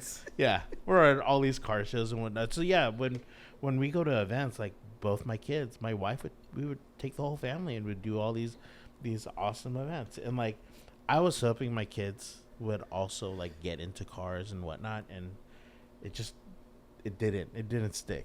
It kind of stick. Well, like my oldest, she got a hand-me-down from her grandmother, and she'll do like little JDM like stickers and like license plates and like little drift charm at the back and whatnot. Like she does that, but like it's nothing. It's not slammed. It's not lowered or anything. And my youngest is like, yeah, I want a Porsche, Dad. I'm like, what the fuck? Yeah, I want a slam bug. I'm like, so like my oldest, she saw all the troubles we had, like, you know, like an airbag line, like airing out and like being stuck on the side of the road for like, you know, Yeah. 2 hours, you know, trying to fix it and whatever. But my oldest, she saw that, so I think that's why she didn't get like deep into cars. But my youngest, she went to all the RC events like during the pandemic or before the pandemic. She was like, she had her own crawler. She actually drove really well, like way better than me. I was super impressed. Even like the VCRC group that we went with, like there's some like, we didn't do any comps, but it was I was really impressed with her driving. And so her boyfriend, totally into cars. I'm like, hell yeah. Like, had the same car as me. Yeah. Like my first car was a Honda Civic, and he had the same exact Honda Civic coupe. Nice. And like different color, but like I'm like, all right, I'm cool with that. Like, That's yeah. cool. But yeah, she's like, you know, she drives my Lexus, my GX. So you see me drive it every once in a while. But she's kind of taking it over. And so like, I think in a week or two, she's going to go camping with all her friends. And like, I'm like, I need to show you how to open up the rooftop tent and the awning. And like, I know she knows how to do it, but like, I want her to learn how I do it so she doesn't break it. 'Cause Yeah. if she breaks it, then like, oh, now I have to buy a new awning and all this stuff. And, you know, none of that stuff is cheap at all. Yeah. So, yeah, no, I don't know how we got into the subject, but It's all about family, support, wife, Yeah. and then what's went into this. Yeah. This Forerunner right here, yes. I want to just replicate that. I love the way you have it cut and everything. Like I have mine sitting. I'm just waiting. Like I don't know what to do with it. And then my brain just processing. What should I do with it? What should I do with it? Should I do a different color? I'm almost thinking of doing like a fluorescent pink. I don't even know. Ooh, yeah. And I love that the way that came out. Yeah, no, this Forerunner is this was I built this for the little guy meet, Mm-hmm. and I got this chassis on a Wednesday before the meet. I got the links on a Thursday before the meet. And then Friday we did the crawl and all that. So I was cutting the body at like 1 to 2 o'clock in the morning of Friday, trying to get this. The first time I ran this was at Flanagan. Like I haven't charged it. Like I felt like I was like missing like one last thing or waiting for something like the glue to dry or something like that. But yeah, this was like a super quick build. My only thing that I don't like about this is how I cut the rear fenders. Too high in the I by the cut door? too much right here. I should have left this stock because I cut where the little bump on the door was on the Like fender. the flare? Yeah, the Yeah. flare. I cut the flare out because the way I like to cut is to follow the body lines as much as possible, so Mhm. it doesn't look like someone just randomly cut like a round circle on a square body Mhm. or something like that. But also the wheelbase. The wheelbase really determines like where to cut, and the wheelbase is really long on this. So if you have a shorter wheelbase, and smaller tires, it would look more scale. Yeah, that's part of the reason why I bought those 57s just Yeah. recently, because my goal was I was going to get them in gold. I was thinking, I have this whole thing. I was thinking, because I ordered the brass links from RC Steve, Yes. and then I have those gold wheels now, and I was thinking, like, maybe I should. Testing. I can hear my voice. All right, so we're back up and running here. We did lose power for a brief second, but it was a great time for a restroom break, so now we're Yes. all ready to go again. Yes. So. All the Sorry water- for the quick pause there. Actually, nobody's gonna see the pause. You just see like a, and then we're back. It's just us that saw the pause. So quick restroom break, and we're back. Nice. So you're telling me about the Tacoma. I don't know why. Tacoma's not Tacoma. The Forerunner. Oh talking about the yeah, Forerunner, yeah. We're how talking awesome about the Forerunner. That We were Forerunner is. we're talking about wheelbase, how we cut it. Yeah, there's a. it has these axles. There's only like 3 or 4 sets of these axles right Which now. are, oh yeah, those are the Super 4s. yeah. Yeah. I saw those and I was like quite jealous of it. I was like, It's funny. I've been teasing these axles like for a month, and no one really caught on. They're like, "Oh, these are why do these Super 8s look weird?" I'm like, "Oh yeah, because they're 4 mils, skinnier, and they got disc brakes, and it has the Super 9 knuckles and whatnot." Yeah. oh, those new disc brakes, they can have the Willwood ones and all the other options. Like, I'm gonna have to buy those. Oh, But I built that blue one because of the blue calipers. Oh yeah. And then I was like, well, now I gotta build another one. I was like, well, I can do the red ones. They'll look nice with that blue. I don't know. Yeah. That red one over there, the red one over there. No, the other red one. Those have the Super 9s. No, take a look at them, and look at the calipers. They're gold. Oh yeah. They're gold. So the I'll have you show it on your camera because yours is more consistent. Mine's kind of in and out sometimes. here, let me see if I can get close. So the little guy, when they're gonna release their Gen 2 Super 8s, they're still gonna keep the original Super 8s, but they have a Gen 2 which shares a lot of parts from the Spider 9s, and the color for the caliper are gonna be gold like this. That's gonna be nice. Yeah. And so we have gold, we have the Willwater black, and then RCR Concepts. I thought those were red ones. No. Yeah, those are red ones. Okay. Yeah, those are the red ones. And then the Spider 9s are blue. Yeah. So I don't know what other color they should come out next. I think a raw one would be an easy one. I didn't mind. Oh, mine aren't on there anymore because I put the Mofo wheels on there. Oh, they didn't fit? I didn't fit. Oh. So I was like, well, I like the way they came out. Yeah. So I'm like, I saw the disc brakes on there. Yeah, I left those. The caliper. Yeah. The brake. I left that, but I had to take the brakes off. Damn. Or Yeah, I have the Spider 9s, the Super 8s, the Gen 2s, and then I have the Spider 4s. I've had,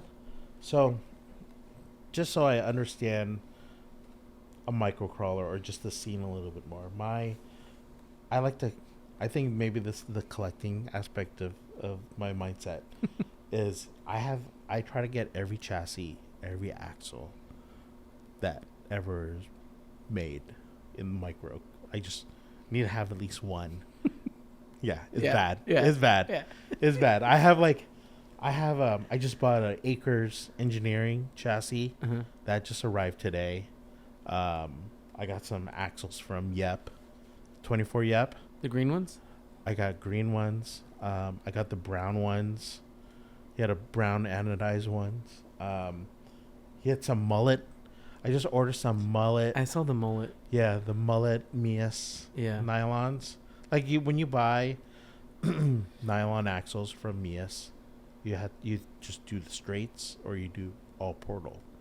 And so it's cool that Trey was able to separate them or group them together where you could have a full mullet setup. And then Angry Squirrel has like a reverse cut gear. Yeah, I saw that. So it rotates the same direction. So I'm excited. This is my my mullet build. It has a hard park axle. It's like a plus 15 super wide axle. Mm-hmm. And then it has a trio portal axle, skinnier. So if you look at the wheelbase or the width, yeah, in the front. And the rear, it's totally like staggered. It's a interesting build, but this was before the reverse cut gear, so I'm using the dual motor and the dual ESCs to kind of control the speed or the rotation of the axles. So that was the only way I could get away with running a mullet setup on this. Was using the I'm gonna have motor. to build like that because I would only assume that it works really really well. Well, because I have portals on that little Frankenstein thing over there. I forget what it is, but they're RC all-wheel drive. Not the best that I wouldn't. They're okay. Yeah. But I want to try that new mullet setup with Mias. Yes. Dude, Mias has just been dropping crazy parts. Even Endura, just dropping like new parts here and there. I feel like they're like Mias to drop something, and then Endura will like have a response, and then Endura will have something, and then Mias will have a different response. I saw that pink Jeep body. I need to buy that. I don't know if it's out already, if it's coming out in October, but I saw that one again. Yeah, I think they're getting it ready for the breast cancer awareness. Yeah. I want to do a pink build, another one, like a Barbie style. Yeah, that's what I was thinking for that Forerunner. I mean, still, I don't know. Yeah. I don't know. You like pink? Is pink your color? Like, or you just want to do something pink? I don't necessarily say it's my color, but I don't have anything against pink. I love pink. I got 4 girls, so like there's pink there all the time. Yeah, pink is always around. I don't know. Forerunner. I was actually thinking of doing either a unicorn theme or a cinnamon roll. My girl likes cinnamon roll. Yeah. Yeah. Cinnabon? No, cinnamon roll. The little like it's this little Hello Kitty character or something like Oh. ears. Okay. I don't know if it's a bunny or a dog, but the character's name's Cinnamon Roll. Oh, I didn't know that. Yeah. I'm out of it. My kids were. My kids range is very young. Yeah, my kids are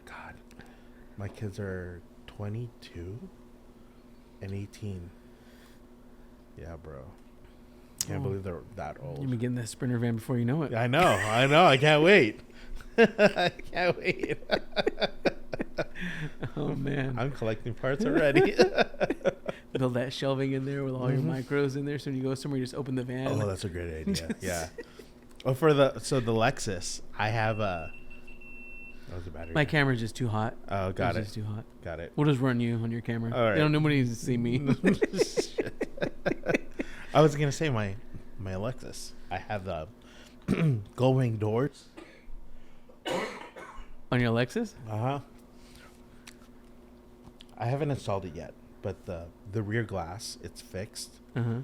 Typically they pop out like towards the back, like like a minivan. If you need to vent out the back, you could pop it out a little bit. Someone from Australia makes these gull-wing doors, so instead of it opening in the back, they open up like this. So like almost like a camper shell, the side doors, they open up. Like the DeLorean and the... No, not like a DeLorean, but like, a camper shell on on a truck. You open up the sides and they open up like that. Yeah. So my goal on my GX, because I could do the same thing now, one side is going to have like a drink area. Like I have an air compressed blender. It uses compressed air to blend drinks. So I wanted to have like a drink station, like either I make milk teas or something like that, or margaritas or something like that. But the other side, I wanted to have a display for all my like RC cars, or like a little workstation or something like that, where I could wrench on my cars on the side of my Lexus. So dumb. Oh man, that's pretty awesome, actually. Yeah. Yeah, you need that Sprinter van. Yeah, I know, right? I need more room. You need that Sprinter van and a trailer. Yeah. I can only imagine what your Sprinter van would look like. Oh, it would be lifted. I've seen some cool Sprinter vans. Mine's just regular because I'd use it for like business stuff. But I've seen such nice Sprinter vans, and so I have no need for it. I don't. I have absolutely no need for it. Is it diesel? At least? Mine's diesel. Okay, cool. Yeah. It's a turbo. Yeah. Sweet. It's I forget the size. Like it's something. Single turbo. Yeah. I forget the size of the engine, but yeah, it's a diesel. I made sure I got the diesel on that one. And then after I got it, I was like, oh, I could have got the longer one. And I was like, oh, I could have got the dually. I was like, yes. no. Yeah. I want diesel. I want turbo. I want a 4-wheel drive, and I want to lift it. And then lengthwise, I'm okay with a short wheelbase, just so I could get around like trails a little bit better. But I definitely want like a high roof so I could stand inside of it.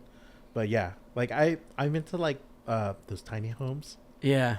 I like tiny homes so much. Like I would love to do like It would be cool, like to lift the roof up. Yep. So like you get a second story, type of deal. And I have two C trains at my shop, 40-foot C train and a 20-foot C train. Mhm. And every time I go out there, I'm like, oh, because they're insulated. And I walk in there and I'm like, this is so nice. Like people make homes out of these. They stack them. They make C train houses. They're so cool. Yes, that's awesome. Yeah. I used to be a car audio installer back in Oh, the yeah? day. Yeah, back when car audio was cool and people I put. remember the jail audios. And, Yeah, jail audio. Yep. Yeah, we would I build boxes. I had an 18-inch Rockford Fosgate Oh, subwoofer shit. in the back of my Ford Taurus. 118. 118. Oh God! It was Took the whole horrible. trunk. Yeah. It was bad. You open up the trunk, you're like, boom! Yeah, Like, it was all box. Yeah, man. yeah, yeah. I miss those days. Oh man. But that's what that made me comfortable, tinkering with stuff, is because of working on, doing car audio, building boxes, playing with different materials. Technically, a car audio guy, he's a carpenter, an electrician. Yeah. He's also a salesperson too, Uh-huh. because who else is gonna sell? Oh man, there's so much that goes into that. Yeah. Yeah. This one that you did with the the hex top. What is that? I like the way the wheels come out on that. Yeah. Jeez. Can't stop coughing. Yeah, so the roof has that hex pattern on there.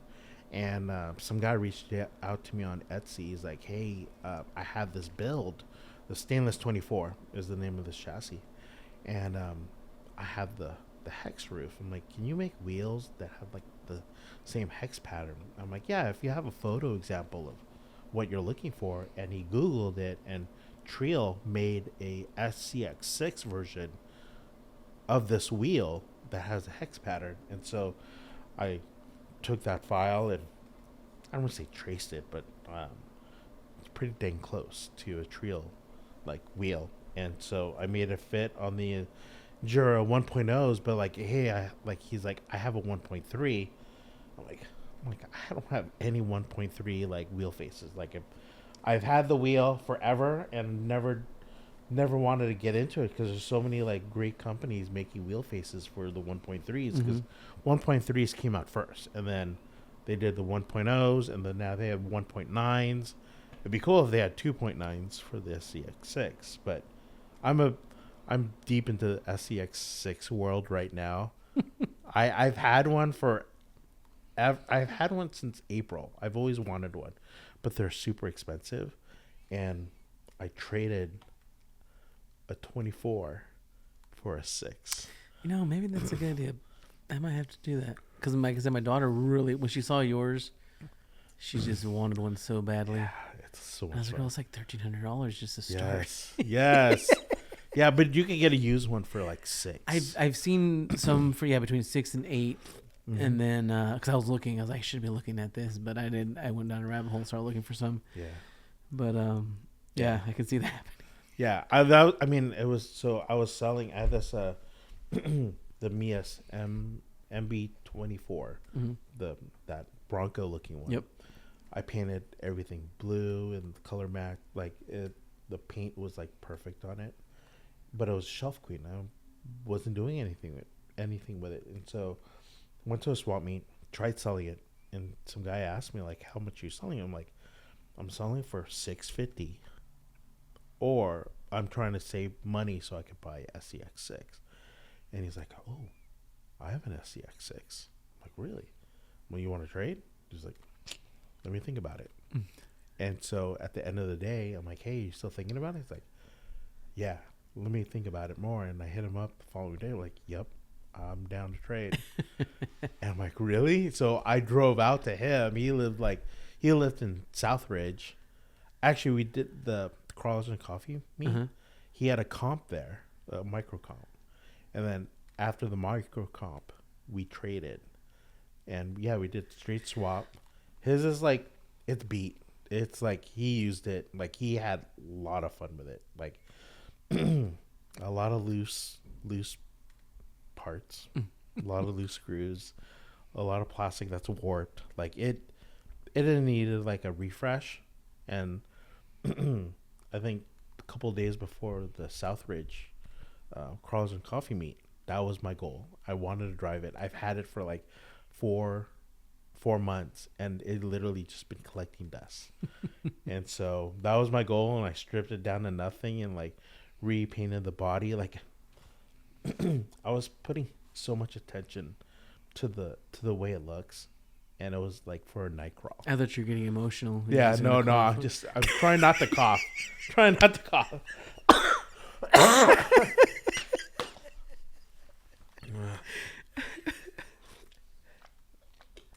No, it's very emotional. Yeah. No, I love that thing. That thing is awesome. Like, but it's crazy how expensive that SCX parts alone. Like this axle I want, it's servo and axle, but the axle sits low, like behind the axle itself, not like on top, and it's $600, not including shipping or tax. It's just the axle, not the servo. Like servos are like $250, or $300 or something like that. Yeah, it's just like it's pricey. Like I got these wheels. You know, I'm a 1552 guy, and all my cars have to have at least one sort of 1552 wheel. So I found this guy, Gear Guy Customs is his Instagram, and he 3D prints wheels for a lot of drift cars, but like kind of like what I do, but for drift cars. But he also does it for SCX6s. So he did a wheel. It's a Toyota 4Runner wheel for the SCX6, and I reached out to him like, hey, can you do one for my SCX6? And so I sent him photos of the wheel off my truck. He said, yeah, we could do it. And so, do you want to see a photo of it? He printed it. I'm doing like this JDM theme build on my SCX6. It probably won't be ready for Proline, but the wheels. Yeah, so I'm trying to finish that Oogie Boogie build before Proline. I figured it'd be cool to see that head crawling around over there. Yeah. So he made it replica. It looks so good. But I'm doing like a white wheel face. Yeah. I like how the white, they like 1552 just released some white ones. And so I'm trying to get little guy to make some white ones too. So matchy. Yeah. That'd be pretty cool. Oh, also, I don't know if you saw, I brought some banners for you to take a look at. Okay. You said you wanted to take a look at some scale banners? Yeah, I wanted some. Yeah. I'm trying to, so like where I do all my recording, it used to be my podcast like studio in my shop, and then I converted into recording for YouTube and just media into / workstation. But I have one table that I record, and another table I just put crap on. You know how that gets? You start working on stuff, it just collects. Yeah. So I actively cleaned it the other day. Nice. And I put my one mat on there. I started putting the wheel, like the holders on there, whatever, the racks. I'm trying to make it look somewhat cool. I'm trying to put banners behind it, so when I do like photos and videos, is there. Yeah. So I wanted to pick some up. I like this one. Yeah. So like my thought on those scale banners is like if someone was setting up a garage, like a scale mini version of the garage, they would probably have like tool companies that they support or whatever, and they would want to hang in their garage, right? So like all these banners. So we have like a Makita. I like that. Right. And then we also have... I like the Milwaukee one. Yeah, and the DeWalt. Yeah, the Milwaukee one. They also say milk tea on it. Yeah. But it just, well, the Milwaukee style. Yeah. Yeah, I use the font. And then, like, this one's DeWalt. Yep. And then I'm just like, what other companies or what other brands would people would want to, like, hang in their garage? And so, like, more motor oil. Yep. So I was just thinking motor oil. I think I have an old banner from my shop from the tenant. Yeah. So this one is Motul. Yeah, I used to use it in my Subaru all the time. more high-end oil, and then the other one was liquid moly, which is the other oil one. And then like I'm doing like a mobile one, like anything that starts with the letter M. I'm probably gonna do, liquid moly and Motul and like DeWalt was Robski Fab. He's a DeWalt guy, so he's like, hey, can you make a DeWalt version? I'm like, all right, I could play with that.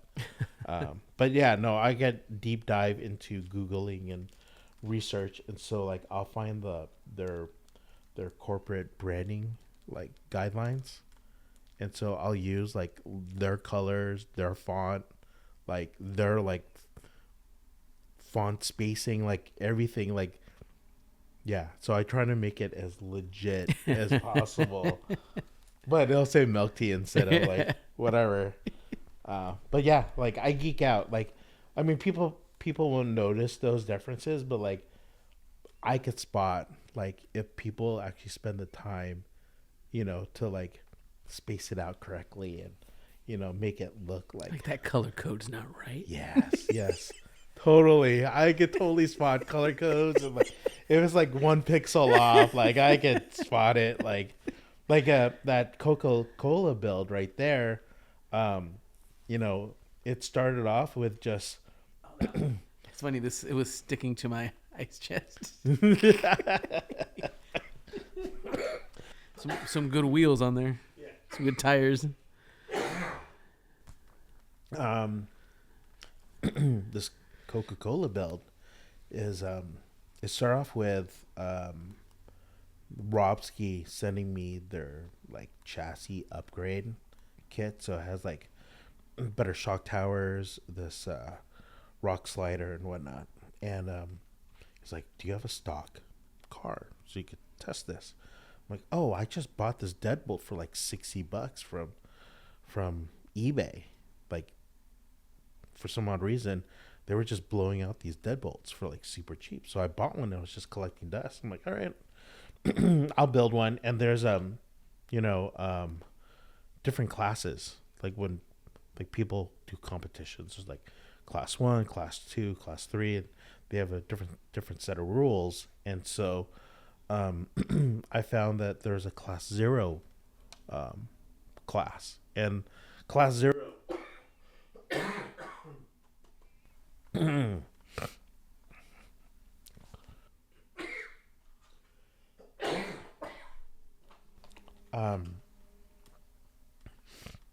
the class 0 is they limit you to wheels and tires, servo, and that's it.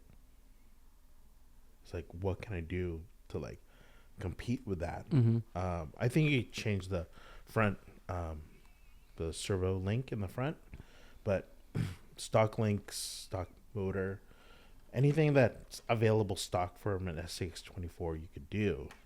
And so I lowered the body. You can do very little trimming, but you can like totally like cut it out.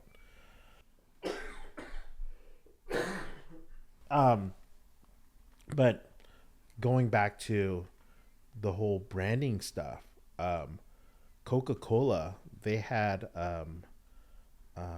company cars, and they would like brand it. So that's what I did. This is like as close to like a company Coca-Cola car that I could find. And then even like the Japanese writing on the side says Coca-Cola on it. Yeah, I saw that. Yeah. So there's like, and this is all painted. I painted all that. I use a sticker, like as a mask, and then I airbrushed it, and then I did like a satin, like clear coat on top of it. Yeah, so it looks cool. Yeah, but this is super capable. Did you compete with it as a class 0? There's no class 0. Like I thought you said that you were. That's my goal. Like okay. Once someone has a class 0 class, I have a car ready. just throw an event and have a class 0. Like, right, class 0, and then like it's just you. Right. Yeah. So Yeah, I'll be ready. I mean, I have a car for every season, so like I got Every day. every every day for every opportunity. Every occasion? Yeah. Yeah, I have a car for every occasion. I'm trying. I'm trying Yeah. to. Yeah, it's honestly like that's why I like these micros is because, granted, they do add up, but to get the initial build going, like it's super affordable. Yeah. Yeah, like you could do it like in a paycheck type Mhm. of deal. So you're not really breaking the bank, but like yeah, when you start adding up, you have like 50 of these builds, and they're over $500 each. Well, yeah, I did a video on a full little guy racing part build. It was like $750 or $760 some dollars or whatever it was with everything Yeah, that they have for the comp build. I think the comp chassis. I think that's what it was. It was like, yeah, but that was. I think I included the battery and the controller and everything. yeah. Something like that. Yeah. And then you multiply that by, however many you're going with. Yeah. Mm-hmm. It adds up quick. Yeah, but But starting out having one, like my daughter, her little Mia's like that thing's a little beast. Like I said, yeah, I have so many videos of that thing tumbling. I do a compilation. I was telling my wife what I should do is I should just make a video of just hours, like 24 hours of just micro crawling. I wonder if people would watch it. just you should watch. just do. Yeah, I bet you Just they like would. back to back to back. Yeah. I think I'm just gonna do it. I'm just gonna start recording everything, or take everything that I have and just until I hit like 24 hours. Just it'll be a huge file and just load it on YouTube. You never know. People might be playing in the background. Yeah, kids for might sure. be watching it or something. Yeah. Like Just in the background playing. Yeah, I mean like the music, like people play music Yeah. off YouTube and just have it playing in the background. Yeah, people spinning and whatnot. Oh, that'd be great. What's this last one here? What's this one? Oh, that's a Gladius build. That's almost an all-out build. CL Designs. I'm a team driver for CL Designs, and so I bought this chassis. It has gold in it, black and gold everywhere. It's not. I'm doing some troubleshooting with the servos.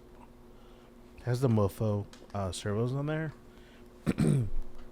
And I'm having stuttering problems with the servos. It is a 4-wheel steer, Yeah, right? nice. Which is rad. I did a lot of brass on the front.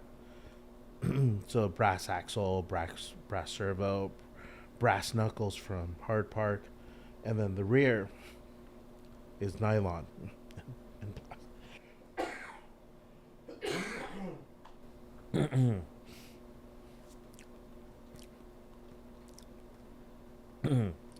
The rear is nylon and plastic, so like you got a very forward weight bias, and then the rear is super light and slides because everything is plastic. Low profile. It's got a my first one with a carrier bearing setup, so yeah, I really like it. It feels solid. Like just picking it up, like it's that's pretty solid. Yeah, it's a great chassis. And that body, Yeah, that looks good. Did you paint that? no.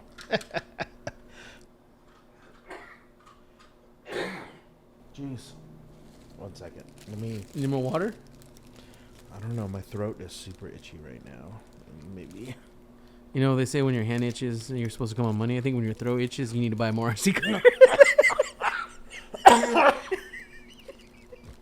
More SCX24 parts. Right.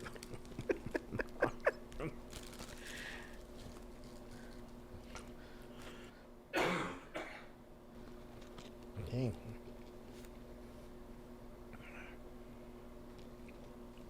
This is gonna be a great video of me just like freaking just like. This is going to take me like 20 hours to edit. Yeah, I know, right? And we recorded for like 3 hours, but we only got an hour for the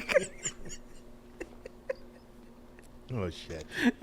That's so funny. So the guy that painted this is his name is John.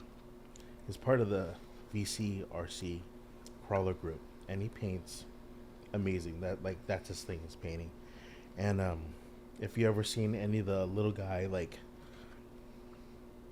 custom painted bodies from Little Guy, John paints all of those bodies. And so I reached out to him like, hey, I got this random idea. There's this famous designer, I forgot his name, but he does local pop-ups, and it's almost like that, like cartoonish comic style, but he has his own flair to it, and a lot of bold black outlines on white. And so that was the plan. That was the idea for this, the inspiration. And then since I have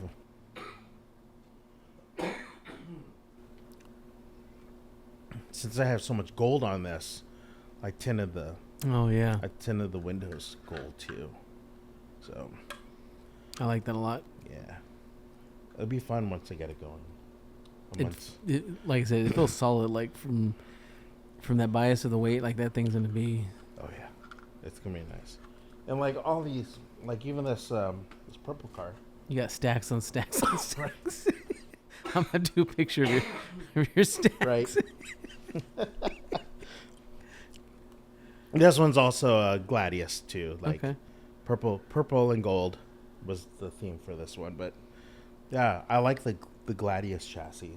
And then there's so many cool chassis out there. I just like some I kind of favor more than the other. Mm-hmm. But yeah, the CL Designs, they make good chassis kits. Northwest Chassis Works. Mm-hmm. Really, like, if you're like competition level, you want to get like all my Northwest Chassis Works builds. Like, I do really well at comps with those chassis, with those cars, with running those chassis. Well, even today with that Apex, when I went to what's the name of that store? Marty's Hobbies. I told you the guy who was working there, he was offered to record for me, and I was like, yeah. He's like, or I can drive, so I let him drive. Yeah. And he took that turtle build out, and he was just like, this like does everything. And I'm like, yeah. And I don't even have the body trim. I didn't trim the body yet. I will eventually trim the body. I just wanted to have my fun with it as it is, but I can only imagine how much better. Oh, you get more clearance under. Yeah. You're gonna cut the sides. Yeah, I'm gonna trim it just right to where it needs to be. Right. And then I'll just kind of fix up the paint afterwards. But I just wanted to admire it more while it's in the whole piece as it is. I like it. You got good shocks on there too. I like the neck shocks. Yeah. I started using those. Tony started using them. I had seen them before. I just never used them. He had them on his build, and then a store locally in Bakersfield is closing down, so he has a bunch of them, and I bought a few of them. Oh, really? I think I bought like 4 sets. I love their stuff. And then splitting in between, I think 36, 35 in the front, and 40 whatever it is in the rear. Uh-huh. Then I buy 2 packs and I split them between 2 cars. Right. So I think I'm gonna run a setup like that on all my builds. That I'm gonna use up more seriously. Yeah. Like that one. Yeah, that one looks cool, but I'm still gonna take it out and have fun. I'll eventually beat it up, but yeah, just good for photos and video right now. Or maybe I'll just build another one to throw another. I don't know. How do you like these mofo wheels? So far, so good. I had issues with the rings that came with them because they're printed. Yeah. I couldn't get it to go on the J Concept wheels. Oh. I got it to go. No, actually, I don't even think I got it to go. Well, maybe if I give it some more work, I could have got it. It's because it's a Traxxas tire. That's why. Well, the Little Guy Racing parts, I couldn't really either. But so what I did, and I found what works best, is I took the ring out of off of a Little Guy Racing part wheel. It's skinnier. Put it in there. Yeah. And it closed right up on everything. Yeah. So then what I did today, or what I got when I was working at the show, I ordered the aluminum rings, and so I'm going to run the aluminum in the rear. Right. I get it on that black one. Yeah. So the black one has the aluminum rings now, the lighter ones, and then the front ones have the brass. Yes. So, and then that guy drove that little black truck too, and he loved it. He's just like, I don't know. I just threw it together. Easy. But I like that one. That one does, like I said this many times. It does like most everything good. Like it's just all around go and have fun. Yeah. And then like the body stays pristine because I just take it off and I just run it with the oh, cage. Without it? Oh, yeah, and got it rolls over and falls. Nice. And then I just throw the body back on. Yeah, that's the one thing about the little guy. Like all around, it's a great truck. Yeah. It's super sturdy. Yep. It's built well. It's designed well. It's just like there's certain things it can't do. Yeah. But overall, like it could do a lot. Yeah. In general. So Yeah. like that's my recommendation for a lot of people is like the little guy racing, like comp frame and Yep. their axles, all their parts. They make great stuff. Mm-hmm. Yeah. But like if you want to get like more like you want a skid angle or Mhm. if you want a little bit more competition level, then like there's other brands out there that you Yeah. can do. For the little guy, so for then I have another nacho, nacho chest, the nacho. Yeah. So I have a nacho. Well, I have it already. I have Yeah. he dropped the gold one. I got that with the crema transmission. Yep. So I have that sitting waiting again. Doing a video. Yeah. It's just waiting there. Oh really? So I'm trying to decide what I want to do. So it's gold. Like I said, I have the brass RC Steve Links coming in. Nice. I'm gonna run the same shocks as that Bug. Yep. And I have an extra set of Super 8s, and I'm thinking about getting the nylon for the rear, and then getting that brass front housing. Yep. I'm thinking I'm gonna do that for that build. Are you gonna do brass color housing? I just was gonna kind of keep it gold and brass, kind of looking. Yeah. Because I You mean, can get it in black. Yeah. Yeah. Yeah. That's what I have on this one. I was gonna keep it brass, Yeah. looking like brass. Yeah. Yeah, I'm in but between. I'm not sure. Can't keep Yeah. it flashy, but capable. Yeah, I mean, you could polish brass and Yeah. it'll look like gold. Yeah. Yeah, I mean, you can get crazy like that. Yeah. That's where that whole like lowrider RC lowrider scene comes in. Mhm. Like I have a little truck that's like gold flake or like flaked out, Mm-hmm. and then my buddy's Tony's building.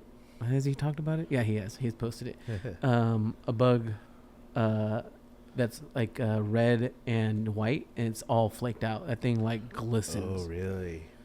So he'll have that So out a lot here of soon. clear? Is it, you put a lot of clear? It's to a get lot that of flakes and clear. The guy who Mm. does it, he does RC lowrider stuff, right? Okay, okay. So he's like a master at it. Yeah. And Caesar, he's has he done any of my cars? Oh, except for that one RC, and that was just we picked up the RC Super Show, and he took it with him because he went with me there. Yeah. Oh, did you go by my booth? He was Yeah. Caesar. He was in the wheelchair. Oh, okay. Yeah, so that's Caesar. He's the one that does all that work for the Oh. lowrider cars, and so he's painted that body, and that came out cool. It's like a pink, purple, like silver look, and then Tony's getting that one done. So I'm thinking for Pulling by the Fire, I'm gonna put that body on one of these builds and just show it like that. You know, they have a theme every year at ProLine. Yeah, this one's what is it, like 50s or something 50s, like that, right? 60s. Yeah. Yeah, yeah. I don't really have anything 50s. I have a like a C10 body, but that's like a 70s. Yeah. I was thinking about doing something. I just got to think. I used to have a 54 Chevy when I was in high school, and I've seen some bodies floating around of 50 Chevys body. I think what's his name on Instagram? We Were Kings. I want to say he has like Yeah. a 50s body. Mm-hmm. It's like if I can get one, I can just patina it up and take it. Yeah. Yeah. So That'd be good. We'll see if I can get it. I'll have to get my hands on it, Yeah. or at least find a file and have somebody print it for me. I Yeah, can just there you finish go. it. I know. I mean, Etsy, there's a lot of guys Yeah. doing some really good stuff over there. Yeah. So. Well, we've been going on forever. One thing I was thinking as we were talking, I talked about your kids and daughters. And I was thinking about my girls. Yeah. That's just what we do when we were parents. Like, oh, you Mhm. have kids and I have kids. Mhm. Oh, they're so cute. All this Yeah, stuff, right? yeah. But you're talking about your pins, and you have all these pins and stuff. Like my daughters, they're the 8-year-old and the 7-year-old were like arguing in the back of the truck one day, and they were arguing about when Dad dies. Oh no! They're gonna. I want his necklace, his gold necklace. Well, I want his watch. No, I want his watch. My girls, I'm right here. Yeah, right. But I'm like, they're already like making plans. Like, Oh, no like, shit. is that what? But Yeah. that's just how they are. But then I look at my girl, like, growing up. My oldest, she's with me now. But then I have my other one who's just into like anime and drawing, and Mm-hmm. her cinnamon role. And my other Yeah. one's getting to ballet and dancing. Have all these relations and stuff. And then you think about yourself as like legacy, and what are you doing? What are you gonna leave? And what Right. idea are you gonna have like in their brains when you're like, what do you think like with all you're doing here? Not just saying this is all it is, but your Yeah. passion obviously shines through everything that you do. Yeah. What do you think that's gonna like leave an impression on them? What do you think they're gonna remember? Like, wow, he was just like, what would you say that is? I will say, so whenever like I get stuck on certain things, like either like choosing a wheel for an RC car or picking a color or whatever, we have a family group chat where I could ask this question, like, "Hey, I'm doing this, like I'm doing a flyer, or like the tent that I just did recently for my MilkTeaRC tent. That one you had out there? Yeah, the That one new- I had yeah, out there. yeah. Like, I'm like, hey, I want to do this. Like, what are your thoughts? Like, I always ask the family, like what do you think? And so, like, I think they understand my thought process and my quirkiness of like why I do certain things. Like, they know like dad's doing something, you know, type of thing. So, I think from whatever, I don't know what I'm leaving behind, but what I like to teach my kids is to try, to always try new things, whether you like or you're scared to try it. Like this podcast, never done a podcast. I mean, I instantly said yes without even thinking about it, because if I thought about it, I would probably like come up with some dumb excuse. I was waiting. Yeah. I was like, Yeah. is he gonna? Yeah. Yeah. I instantly say yes, because like, you know, you got to try it once. Yeah. If you like it, you like it. If you don't, then at least you've done it. Yeah. So that's what I kind of instill with my kids. Like, yeah, just don't say no. Just do it. You know, you like it, you like it. If you don't, you don't. At least Yeah. you know, like, yeah, I've done that. Like, at least you could say you've done it. Yeah. Rather than like, I haven't done it, or I'm too scared to do it. Like, just do it. Yeah. So I'll try anything at least once. Yeah. Is there anything you want to add, or just anything that I forgot? I know you went over your cars. I know you have your racks. I know there. we've talked a lot. I brought a lot. I brought some product. I brought some wheels. Like, but honestly, I enjoy the conversation. Yeah. Yeah. I think most people, like when I did that podcast with Bradley, I know he was extremely nervous. Yeah. Same, right? But like, I don't know if it was just me or just he got comfortable, but like, I was trying to just help kind of things along. Like I know he had a lot to say, but like even the people who listened were just like, oh, I didn't know that, or like, Yeah. he never talked about that, that kind of thing. So I Yeah. think like just not talk about RC, you can talk about whatever. Yeah, we're just coming from the RC world, but Yeah. that's cool. I appreciate the conversation. No, it's good to talk about RC stuff, life, cars. Yeah. Like, yeah. Like I have like being a Volkswagen guy, right now I have like total of 5 cars. I have 3 Volkswagens and 2 trucks. What do you think? Oh, now this is a newer car. But what do you think about the Atlas? I like it. Because I've been looking at third row seats. It's not off Right. topic, but I was in an N Super. What do you think about that? Because I Yeah. was looking at that Yeah. as a third row. Because I really wanted a GMC Denali just because I wanted it. But Right. then my cousin was like, oh, I don't know if you want to give it. I just got an Atlas and I love it. You know, my Lexus has a third row. Came stock. I paid $5,000 for it. Huh? What year is it? 2004. Hmm. Yeah. I might look at I that. mean, there's like the Lexus, the Land Cruiser. Yeah, the- I've looked at that yeah, one too. The GXs have third row seating. Granted, there's no trunk space in the back, Yeah. right? Denali, you have tons of room plus third row seating. Because I keep telling my wife, we have the Sprinter van. We can have up to like 10 kids total. We're fine. Is that your goal? No, no, but Oh, shit. but it's like the van we take it on family trips. It's great. The Yes. girls love it. But you go into a hotel or something, you can't fit in the parking. You got to No. park on the street.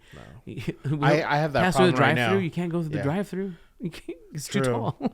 What's your height limit? I don't know until it Nine- touches it, like the top. You haven't measured it yet? I can need to measure it. I know Yeah. I can make it through Taco Bell. 9 feet. I don't know. It's Yeah. tall. Yeah. So then my wife saying that, I started kind of looking at other cars. I was like, okay, let me look. We have an 03 Yukon XL, Okay. and that thing's just still going. It's over 300,000 miles, Nice. still trucking along. Keep it. Yeah, it's going to be kept, but it's like, okay, well, it is falling apart internally, but they can't have the kids yeah. there. My first car was an Astrovan. Oh, yeah? Yeah, I love that thing. It was a 1990 Astrovan. Those are cool. Yeah, and like, Even to this day, they're still cool. yeah, I saw someone did a render on it recently. I'm like, oh, I want one of those. Like, You get another one. yeah, in Moore Park where I live, there was a company called Sport Trucks by Dean, Mm. and he was like the SoCal like mini truck or not lowrider, like street truck type of builder, like what's a hot rod builder? Boyd Connington. Like he's like to that level of like building like these trucks. And so like when I got my Astro, I'm like, I'm doing that. I want to do Cali style, like lowered billet wheels. Yeah. Like I love all types of cars, lowrider, mini truck or whatever, like hot rod nationals. Like I love going to events, whether it be like I would love to go like a SHOT Show but I also go to like shows like Designer Con, a bunch of artists and designers, or I'll go to like a pin event, like, patches and pins, like I'll go to car shows. I've been to lowrider shows. Like when I was doing my Dub Nation website not full time, like every weekend I would do like 2 or 3 events and I would do show coverage. I'll take like 2 or 3 photos of every car at that event, and it would take me forever. I would have like 600 photos of like an event that only had like 200 cars, So I got to see like people's style, and like I see a trend when I was, basically covering every car, and like I enjoyed all of that stuff, but it's a lot. Yeah. It takes a lot of your time and energy, like even just processing. Like now I've automated a lot of that stuff, but before I would do it manually. Like I would open up the photo, copy, paste into like a Photoshop file, and I have like all these layers, and then I'll go to each and every one, and then I would like sharpen it and like adjust the colors. Like this is before Lightroom and all that stuff, and I would do it manually, and I would spend like 6 hours processing photos in Photoshop, and like I enjoy doing it, but like it takes a lot of time. Yeah. I would love to do like a YouTube channel like eventually, but editing, it's not my thing. Like I can, like if someone's filming and I'm just being able to do what I want to do and not having to worry about like camera angles or saying this or restarting to do that. If I don't have to do that, like, I can just be me. It's on YouTube. I'm cool with that. I just don't know how to get to that point, Somebody following you around with the camera. Yeah. So, I mean, I do a lot of random stuff, and my thought process of doing certain things is kind of weird. So it would be kind of cool to document that. Yeah. Just see, like, get inside my brain and, see how I do dumb things. Well, you documented a lot of them today. Yeah, we definitely did. Yeah, from Parasite cleanse to...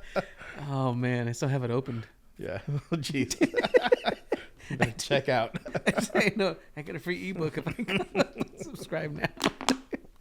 Hell yeah, that's awesome. Cool. All right, sir. Well, thank you for coming. It is officially the next day. Oh, it's that late? Yeah, it's 12:05 a.m. Oh, shit. Time Look flew. at that. Yeah. That's awesome. Hell yeah. Well, I'll be at the Ventura Nationals August 30th. If you want to go check out some hot rods, you can come by, check out my booth, check out the shirt, check out the full line of everything. Nice. Hang out for a little bit. Ventura is always nice. I mean, I like coming out here. You're out here already, so cool. We'll keep in touch, and I would love to do some work with you. Yeah. Like I know you do t-shirt stuff and embroidery, and so I've been trying to do some more merch and stuff. So. Yeah. Let me know. We'll set it up. So, cool. Well, thank you. I had a great time, and hopefully everybody enjoys listening. You have some cool stories. You're an interesting person, sir. I had no idea, and I had no idea we had so much in common too. All this car stuff and everything. So, I didn't ask how old you were, but I can only imagine that we're either similar, maybe you're a little bit older than me. I don't know, but either way, I'm older than you. I watched one of your podcasts, and you said you were born in '84. Yeah, so I'm 6 years older than you. Oh, okay, it's not that much more. Yeah. It's, the eyes go and I'm trying to pick up those little screws. Oh yeah. Just leave it there. Leave it on the carpet, and then.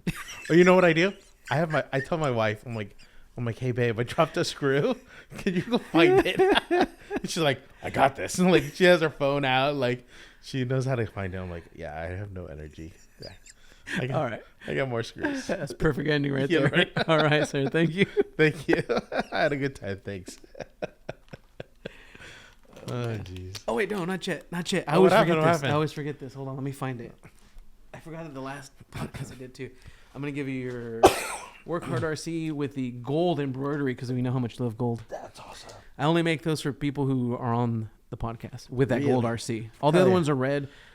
I'll only make it with that gold for Cool. whoever's on the podcast. So there's only 3 of these made so far. With mine, because I have one too. Oh, okay. Yeah. 4. Nice. If I do make myself another one, I'll destroy the one prior, so there'll still only be that many.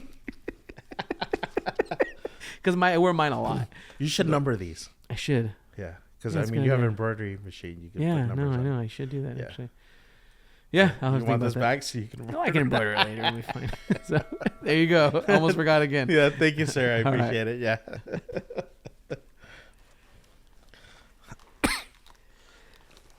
Wipe my Cool. sweat off. That's all right. We'll sanitize.